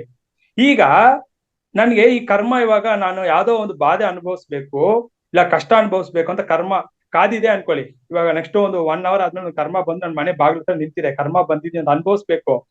ಇವಾಗ ಮನಸ್ಸು ನಾನು ಏನ್ ಮಾಡಿದೀನಿ, ಆ ಆತ್ಮನ್ ಜೊತೆ ಲಯ ಮಾಡ್ಬಿಟ್ಟು ಲೀನ ಮಾಡ್ಬಿಟ್ಟಿದೀನಿ. ಈಗ ಅನುಭವಿಸೋನು ಯಾರಿದಾರೆ ಅಲ್ಲಿ? ಯಾರು ಅನುಭವಿಸ್ಬೇಕು ಕರ್ಮವನ್ನು? ಕರ್ಮ ಬಂದ್ರು ಅನುಭವಿಸೋನು ಇದ್ರೆ ತಾನೆ ಅಲ್ಲಿ, ಮನಸ್ಸಿದ್ರೆ ತಾನೆ ಕರ್ಮ ಅಲ್ಲಿ ಅನುಭವಿಸಕ್ಕೆ. ಕರ್ಮ ಅಲ್ಲಿ ಮನಸ್ಸೇ ಇಲ್ವಲ್ಲ. ಆತ್ಮಕ್ಕೆ ಕರ್ಮ ಇದೆಯಾ? ಆತ್ಮ ಕರ್ಮರಹಿತ, ದುಃಖರಹಿತ, ಗುಣಾತೀತ. ಅರ್ಥ ಆಗ್ತಿದ್ಯಾ? ಅವನಿಗೆ ದುಃಖನೂ ಇಲ್ಲ, ಕರ್ಮನೂ ಇಲ್ಲ, ಅವನ್ಗೆ ಹೆಸರೇ ಪರಮಾತ್ಮ. ಮನಸ್ಸಿರೋವರೆಗೂನೇ ಕರ್ಮ ಅನುಭವಿಸ್ಬೇಕು. ನಾನು ಅನ್ನೋ ಇರೋವರೆಗೂ ಮನಸ್ಸು ಇರುತ್ತೆ. ನಾನು ಅನ್ಬೋದು ತೆಗ್ದಾಕ್ಬಿಟ್ರೆ ಮನಸ್ಸು ಇಲ್ಲ, ಸರೆಂಡರ್ ಆಗ್ಬಿಟ್ಟತ್ತೆ. ಕರ್ಮ ಇಲ್ವಲ್ಲ, ನನ್ಗೆ ಅನುಭವಿಸೋನ್ ಇಲ್ವಲ್ಲ. ಯಾರು ಅನುಭವಿಸ್ತಾರೆ? ಆತ್ಮ ಬಂದು ಅನುಭವಿಸುತ್ತಾ ಇಲ್ಲಿ? ಬ್ರಹ್ಮಾಂಡದಲ್ಲಿರೋ ಆತ್ಮ ಬಂದು ಇಲ್ಲಿ ಅನುಭವಿಸುತ್ತ ಕರ್ಮವನ್ನು? ನೋಡ್ತಾ ಇರ್ತ ಕರ್ಮ ಮನ್ಸಲ್ಲಿ ಹೋಯ್ತು ಅಂತ, ಅದು ಹೋಗಿ ಲೀನ ಆಗ್ಬಿಡ್ತು ಬ್ರಹ್ಮದಲ್ಲಿ, ಆತ್ಮದಲ್ಲಿ. ಅಷ್ಟೇ, ಕರ್ಮ ಮುಗೀತು, ಕೊನೆ ಜನ್ಮ ಅಷ್ಟೇ, ಸಿಂಪಲ್. ಅದೇ ಮುಕ್ತಿ ಮೋಕ್ಷ.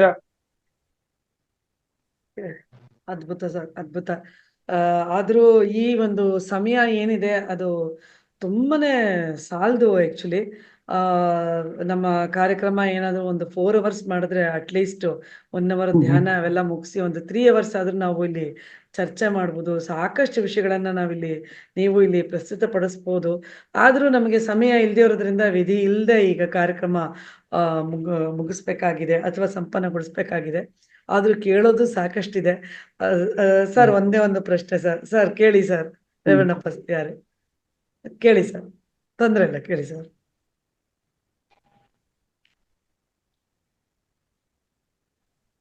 ಸರ್ ಕೇಳಿಸ್ತಾ ಇಲ್ಲ ಸರ್, ವಾಲ್ಯೂಮ್ ಜಾಸ್ತಿ ಮಾಡಿ ಸರ್.